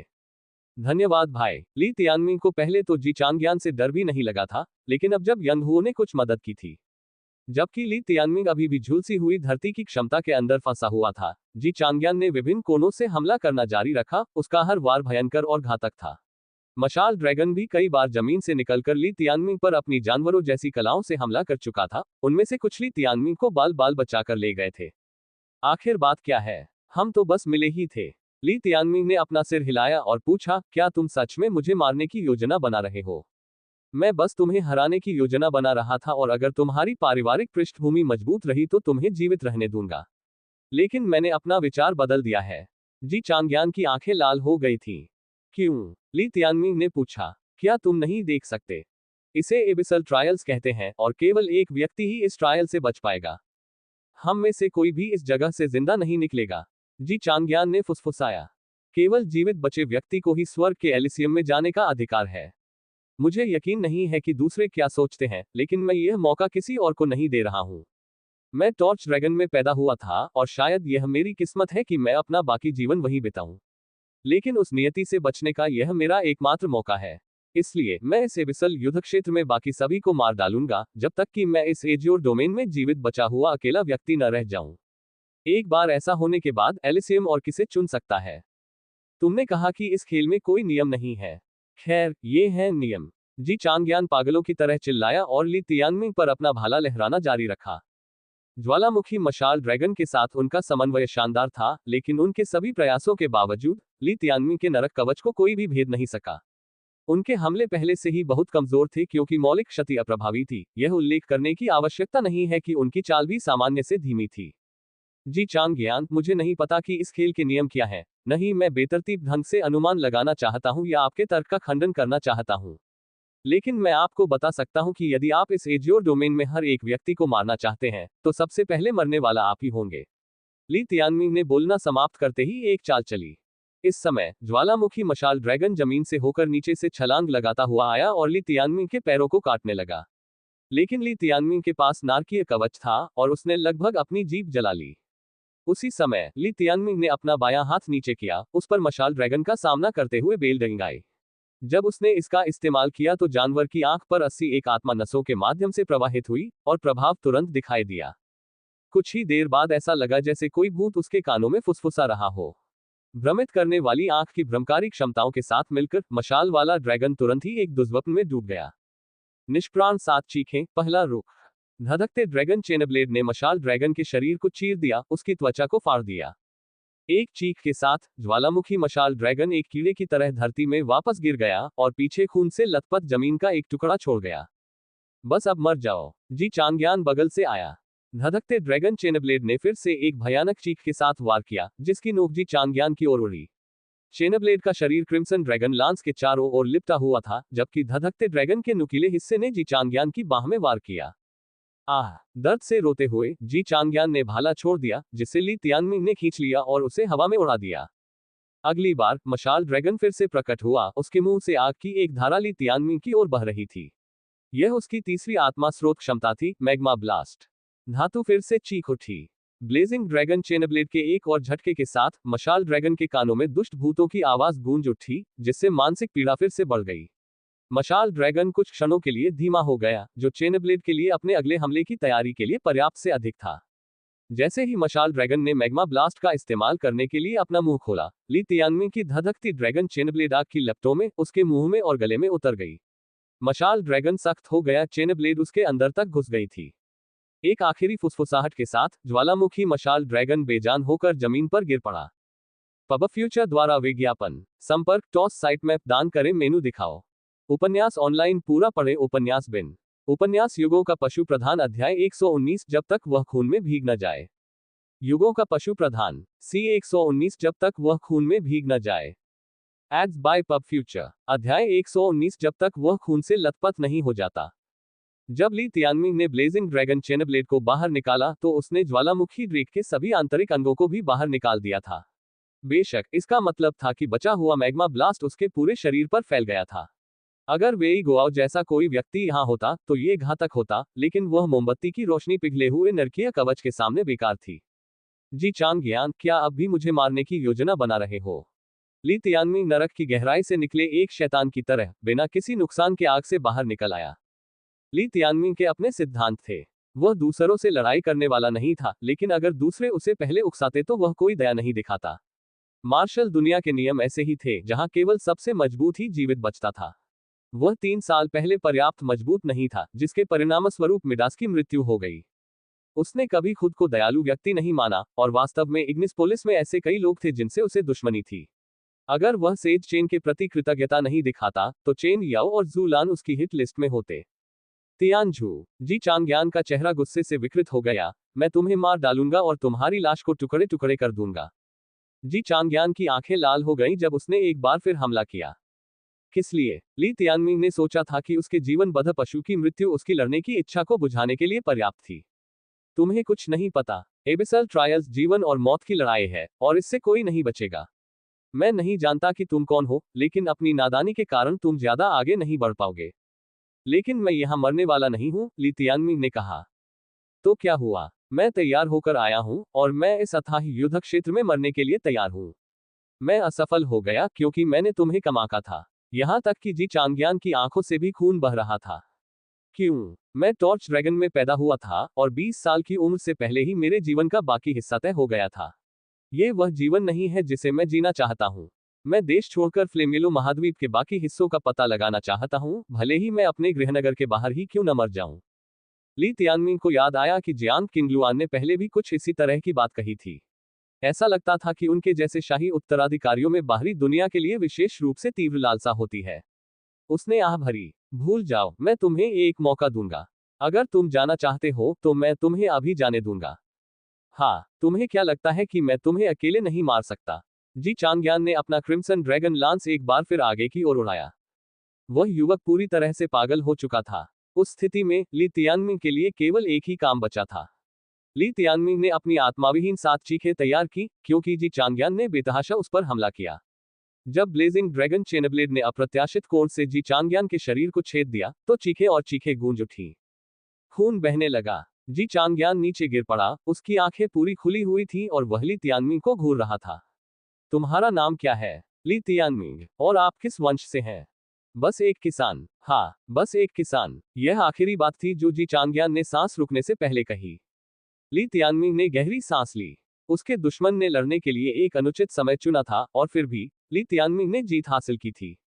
जी चांगयान ने ली तियानमिंग को कम आंक कर गलती की थी, और इसकी कीमत उसे अपनी महान महत्वाकांक्षाओं के असमय अंत के रूप में चुकानी पड़ी।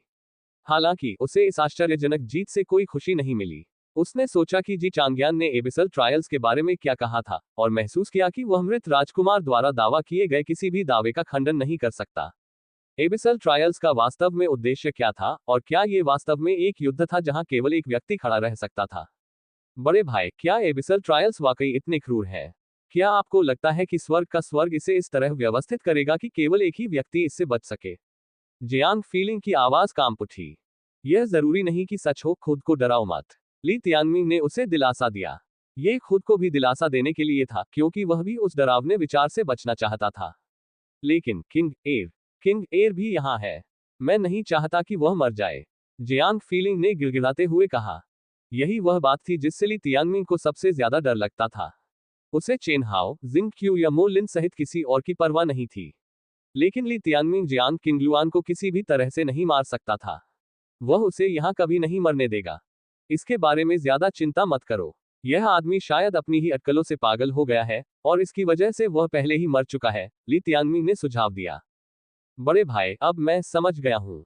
क्या इस एबिसल ट्रायल्स के बारे में सबसे डरावनी बात यह नहीं है कि सिर्फ एक व्यक्ति ही जिंदा बच सकता है? यह नियमों को न जानने का डर है। इस डर से ज्यादा लोग जी चांगयान की तरह बनेंगे। ली तियानमिंग ने सहमति में सिर हिलाया। उन्हें और कितने समय तक अंधेरे में संघर्ष करना पड़ेगा, इससे पहले कि वे भी जी चांगयान की तरह छाया में समा जाएं। बड़े भाई, क्या हम कहीं और जा सकते हैं? मैं शव नहीं देखना चाहता, जियांग फेलिंग ने कहा।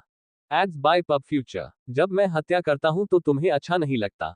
नहीं कि तब, मुझे नहीं पता। शायद मैं दूसरों के दर्द को महसूस करने में बहुत अज्ञानी हूं। लेकिन कम से कम मैं आपके दिल की आवाज तो सुन सकता हूं। भले ही मुझे ये सब मारकाट और लड़ाई पसंद न हो, लेकिन मैं आप पर अपना भरोसा रखने को तैयार हूं। लिंगर, मैं तुम्हें निराश नहीं करूंगा। ली तियानमिंग ने आसमान की ओर देखा। काले बादल पहले से कहीं ज्यादा निराशाजनक लग रहे थे। गड़गड़ाहट की गड़गड़ाहट उसके मूड के अनुरूप थी। ये हमारे लिए जीता जागता नरक है और बहुत से लोग यहां से जिंदा नहीं निकल पाएंगे। हम सच में शतरंज की बिसात पर मोहरे हैं। ऐसे में इस शापित खेल के खिलाड़ी कौन है? किसी भी तरह उस व्यक्ति को मरना ही होगा। Dot dot dot dot dot dot. Li Tianming ने जी चांगयान और उसके ज्वालामुखी मशाल ड्रैगन को तेजी से जला दिया और क्रिम्सन ड्रैगन लांस को झील के तल में फेंक दिया। एक दिन बाद छोटी लड़की ने मन्ना को सफलतापूर्वक परिष्कृत किया। एक विस्फोट के साथ यंग हुओ अपने कक्ष से बाहर आ गई। ली तियानमिंग ने उत्सुकता से उसे देखा, उसका नया रूप देखने में दिलचस्पी थी। लेकिन दुख की बात है कि यंग हुओ अभी भी यंग हुओ ही थी, उसकी हथेली के आकार की और हमेशा की तरह कोमल दिख रही थी। वास्तव में केवल इतना अंतर था कि उसके सिर के ऊपर से 1 सेंटीमीटर से भी छोटा सींग निकला हुआ था, जो उसे और भी प्यारा बना रहा था। उसे समझ नहीं आ रहा था कि उसके नए रूप को क्या कहे। उस शानदार आदिम अराजकता जानवर का क्या हुआ जिसका वादा उससे किया गया था? कोई भी उसे इस तरह के जीवनबद्ध जानवर के साथ गंभीरता से कैसे ले सकता है? क्या मेरे हमेशा जवान बने रहने में क्या बुराई है? छोटी लड़की ने अपराध बोध के साथ कहा। देखो, तुम अभी भी हर दिन लड़कियों को चोदने के बारे में सोच रहे हो। क्या तुम्हें कोई शर्म नहीं आती? ली तियानमिंग हंसा। ली तियानमिंग, तुम अभी मुझे परेशान कर सकते हो, लेकिन एक दिन मेरी लिंग तुम्हारे सिर से भी बड़ी होगी। छोटी लड़की चीखी। हाँ, ऐसे भाई के साथ चाहे परीक्षण कितने भी क्रूर क्यों न हो, ली तियानमिंग ने फिर से अपना आत्मविश्वास पाया। निराशावादी होना उसकी शैली नहीं थी। अब जो मायने रखता था, वह था अपने प्रियजनों की रक्षा करना और अपने दुश्मनों को मारना। मुझे देखने दो। उसने देखा कि छोटी लड़की की आंखों में एक नया सितारा दिखाई दिया था। इसके अलावा वह महसूस कर सकता था कि 7 सितारों पर छोटी लड़की के रक्त की शक्ति नियमित 7 सितारा जानवरों की तुलना में बहुत अधिक मजबूत थी। क्या आप खेती करने के लिए कोई जगह ढूंढना चाहते हैं और इसे आजमाना चाहते हैं? केवल सहजीवी खेती के माध्यम से ही इस विकास के लाभों को ली तियानमिंग तक पहुंचाया जा सकता है। छोटे चूजे ने गर्व से अपना सिर दूसरी ओर घुमा लिया। अच्छा, अब तुम मुझसे मदद की भीख मांग रहे हो। अभी मुझ पर हंसने वाला कौन था? तुम आ रहे हो या नहीं? ली तियानमिंग ने अपना बायां हाथ मोड़ा। हाँ मालिक, अभी मालिक। और इस तरह छोटे चूजे की तानाशाही खत्म हो गई, उसका पालने में ही गला घोंट दिया गया। उन्होंने अपने इटरनल इन्फेनल कोडेक्स को चलाने से पहले एक और एकांत जगह ढूंढी। ली तियानमिंग को आखिरी बार इटरनल इन्फेनल फीनिक्स की रक्त रेखा को अपने शरीर को सशक्त करते हुए महसूस किए हुए काफी समय हो गया था। न केवल उसकी पशु शिराएं मजबूत हुई, बल्कि उसका इन्फेनल स्रोत पहले से कहीं ज्यादा बड़ा और स्थिर हो गया। उसका इटरनल इन्फेनल शरीर बेहतर हो गया था, और यहां तक कि उसका दिमाग भी पहले से कहीं ज्यादा साफ महसूस हो रहा था। भले ही यंग हुओ को अभी अभी एक छोटा सींग मिला हो, लेकिन शाही मन्ना ने उसकी शक्ति को एक नए स्तर पर पहुंचा दिया था, जिससे वह अधिकांश 7 सितारा जानवरों से अधिक शक्तिशाली हो गया था। एक बार जब वे साधना पूरी कर लेते, तो उनकी शक्ति उनके साधना स्तर को कई गुना बढ़ा देती। यंग हुओ की नई क्षमता भी उल्लेखनीय थी। इन सभी ने ली तियानमिंग के आत्मविश्वास को और बढ़ा दिया। हमें सबसे पहले जियांग किंगलुआन को ढूंढने को प्राथमिकता देनी चाहिए। उसके हमारे साथ होने से हमारी चिंताएं बहुत कम होंगी, ली तियानमिंग ने सुझाव दिया। हाँ, मुझे सचमुच चिंता है कि कहीं वह भी जी चांगयान जैसे किसी व्यक्ति से न टकरा जाए, जियांग फीलिंग ने कहा। चलो चलें। वे जियांग किंगलुआन की खोज करने और उसे खोजने के लिए दृढ़ संकल्प के साथ रवाना हुए। Dot dot dot dot dot dot. अथाह परीक्षण का छठा दिन।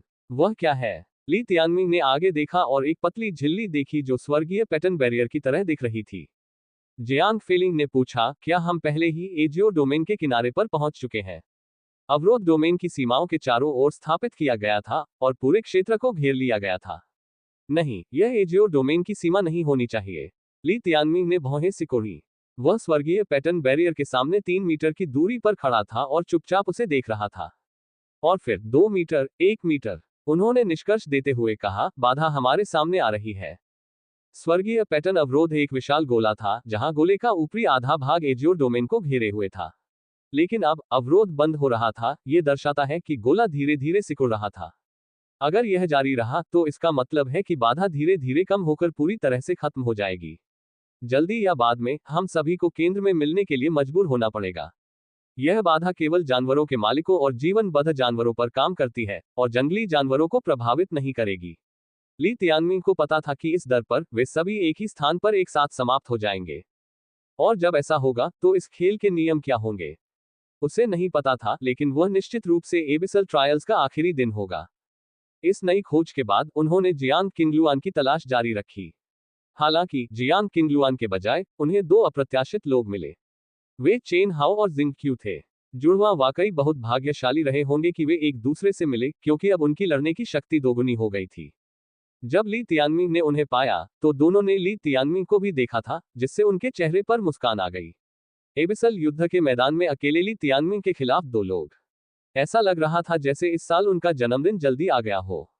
वे शायद अभी उसे मार नहीं डालेंगे, लेकिन कम से कम वे ली तियानमिंग को उनके पैरों पर अपना सिर पटकते हुए दया की भीख मांगने पर मजबूर कर देंगे, जब तक कि डर से उसका सिर फट न गया। Ads by pub future. संपर्क टॉस साइट मैप दान करें मेनू दिखाओ। उपन्यास ऑनलाइन पूरा पढ़े। उपन्यास बिन। उपन्यास युगों का पशु प्रधान अध्याय 120। एक झटका और पत्थर टूट जाएंगे। गुणा प्रिय पाठकों, अधिक अध्यायों के अनुवाद में हमारी टीम की सहायता के लिए यहां दान करें। URL: युगों का पशु प्रधान C 120। एक झटका और पत्थर टूट जाएंगे।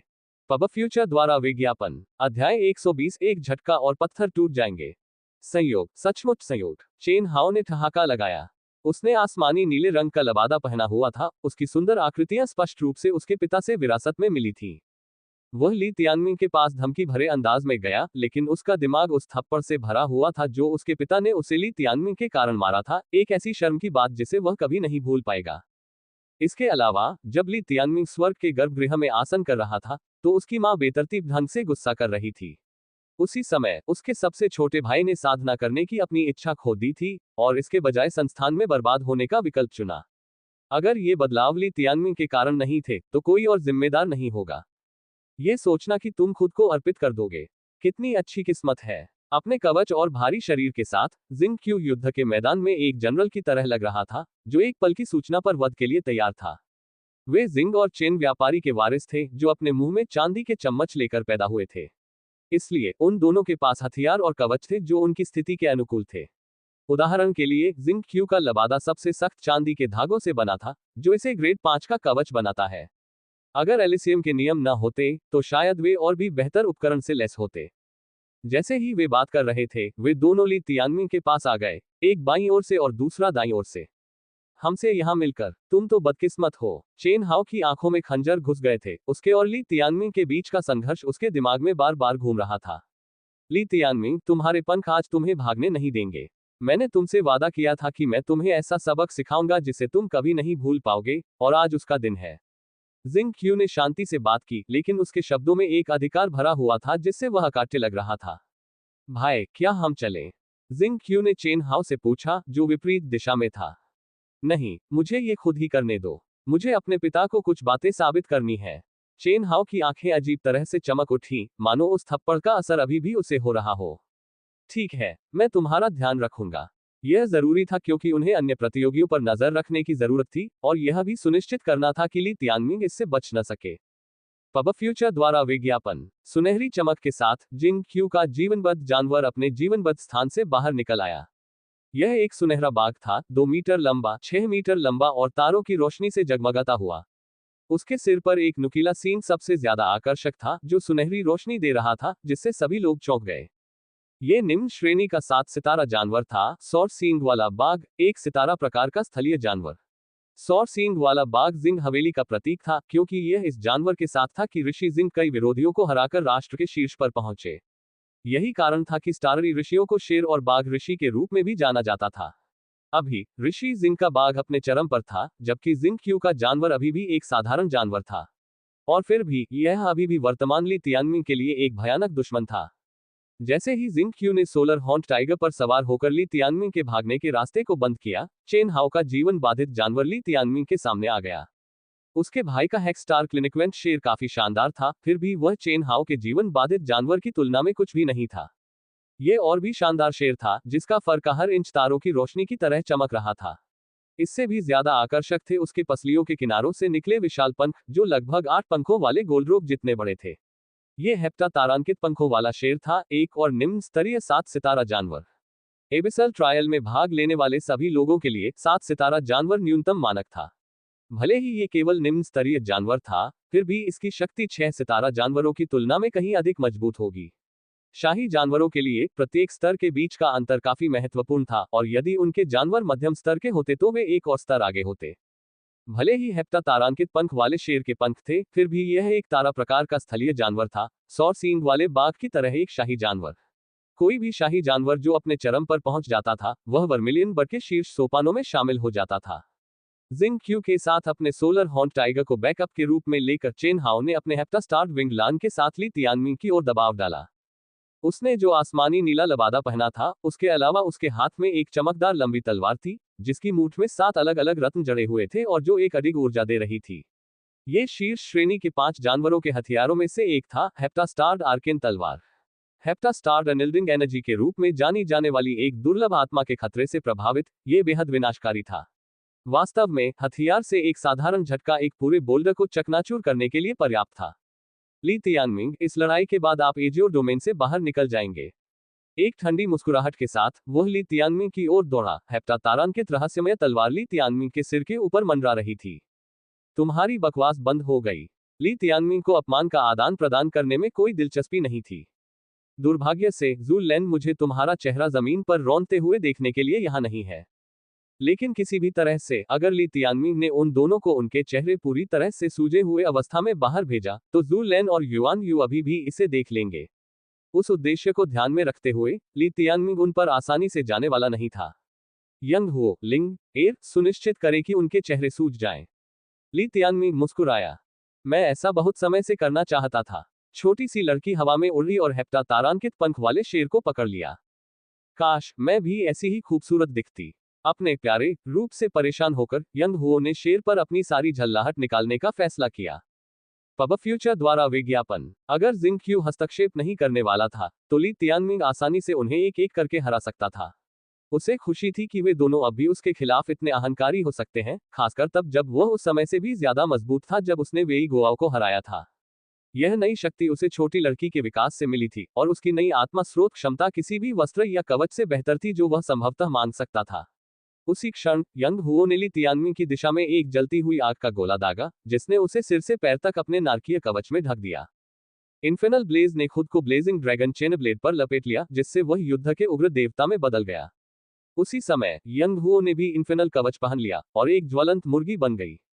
लिंगर जियांग फेलिंग को यह जानने के लिए शब्दों की जरूरत नहीं थी कि वह क्या चाहता है। शेर के पास केवल पंख नहीं थे, क्योंकि उसने अपने स्वयं के दिव्य पंख सक्रिय कर दिए थे। जैसे ही ली तियानमिंग हवा में उड़ी, चेन हाओ के लिए अपने पंख वाले शेर के साथ भी उसका पीछा करना असंभव था। जिंग क्यू की तो बात ही छोड़िए। लेकिन ली तियानमिंग का भागने का कोई इरादा नहीं था। उसका टेम्पोरल फील्ड भी उसके पीछे पीछे आया, जिसने ली तियानमिंग के चारों ओर एक गोला बना दिया। टेम्पोरल फील्ड में घिरे होने के कारण उन्हें समय की गति धीमी होती हुई महसूस नहीं हुई। उन्हें बस यही लगा कि ली तियानमिंग और भी तेज हो गया है, क्योंकि उसने चेन हाओ के सभी हमलों को चकमा दे दिया है। ये लो। चेन हाओ की हेप्टा तारांकित रहस्यमय तलवार ली तियानमिंग पर लगातार बरस रही थी। हर वार के साथ हेप्टा तारांकित अविचल ऊर्जा की 7 किरणें थीं, जो उसके रास्ते में आने वाली हर चीज को चकनाचूर कर रही थी। अपनी विशेष गति कला के साथ हर बार जब वह जमीन को छूता तो एक सितारा उसकी गति को बढ़ाता हुआ दिखाई देता। वह कॉस्मिक ब्रिलियंट स्वॉर्ड आर्ट का इस्तेमाल कर रहा था, जो एक सर्वोच्च स्रोत रैंक वाली कला है। यह उसकी सबसे मजबूत युद्ध कला भी थी, जिसने दिखाया कि वह ली तियानमिंग को हराना कितना चाहता था। इसी तरह शेर भी अपनी पशुवत कलाओं का इस्तेमाल कर रहा था। हालांकि वह विशालकाय था, लेकिन वह तेज और फुर्तीला था, जो पारंपरिक तर्क को धता बताता था। अब हमारी बारी है। अचानक ताकत के साथ ली तियानमिंग और यंग हुओ ने विचारों के एक संक्षिप्त आदान प्रदान के बाद अपने लक्ष्य को बदल दिया। छोटी लड़की चेन हाओ की ओर गोली की तरह भागी, जबकि ली तियानमिंग हवा में उछली, हेप्टा तारांकित पंख वाले शेर के ऊपर दिखाई दी। शेर आश्चर्यचकित था, उसे उम्मीद नहीं थी कि ली तियानमिंग इस तरह से उड़ेगा, खासकर इतनी गति से। ली तियानमिंग ने तुरंत अपनी विस्मयकारी आंख का इस्तेमाल किया। ये जीवनबद्ध जानवरों के खिलाफ उसकी पसंदीदा चाल थी, और इससे पहले कभी भी उसे असफलता नहीं मिली थी। हालांकि जीवनबद्ध जानवर जंगली जानवरों की तुलना में ज्यादा बुद्धिमान थे, फिर भी उनका विस्मयकारी आंख के खिलाफ प्रतिरोध जानवरों के मालिकों की तुलना में बहुत कमजोर था।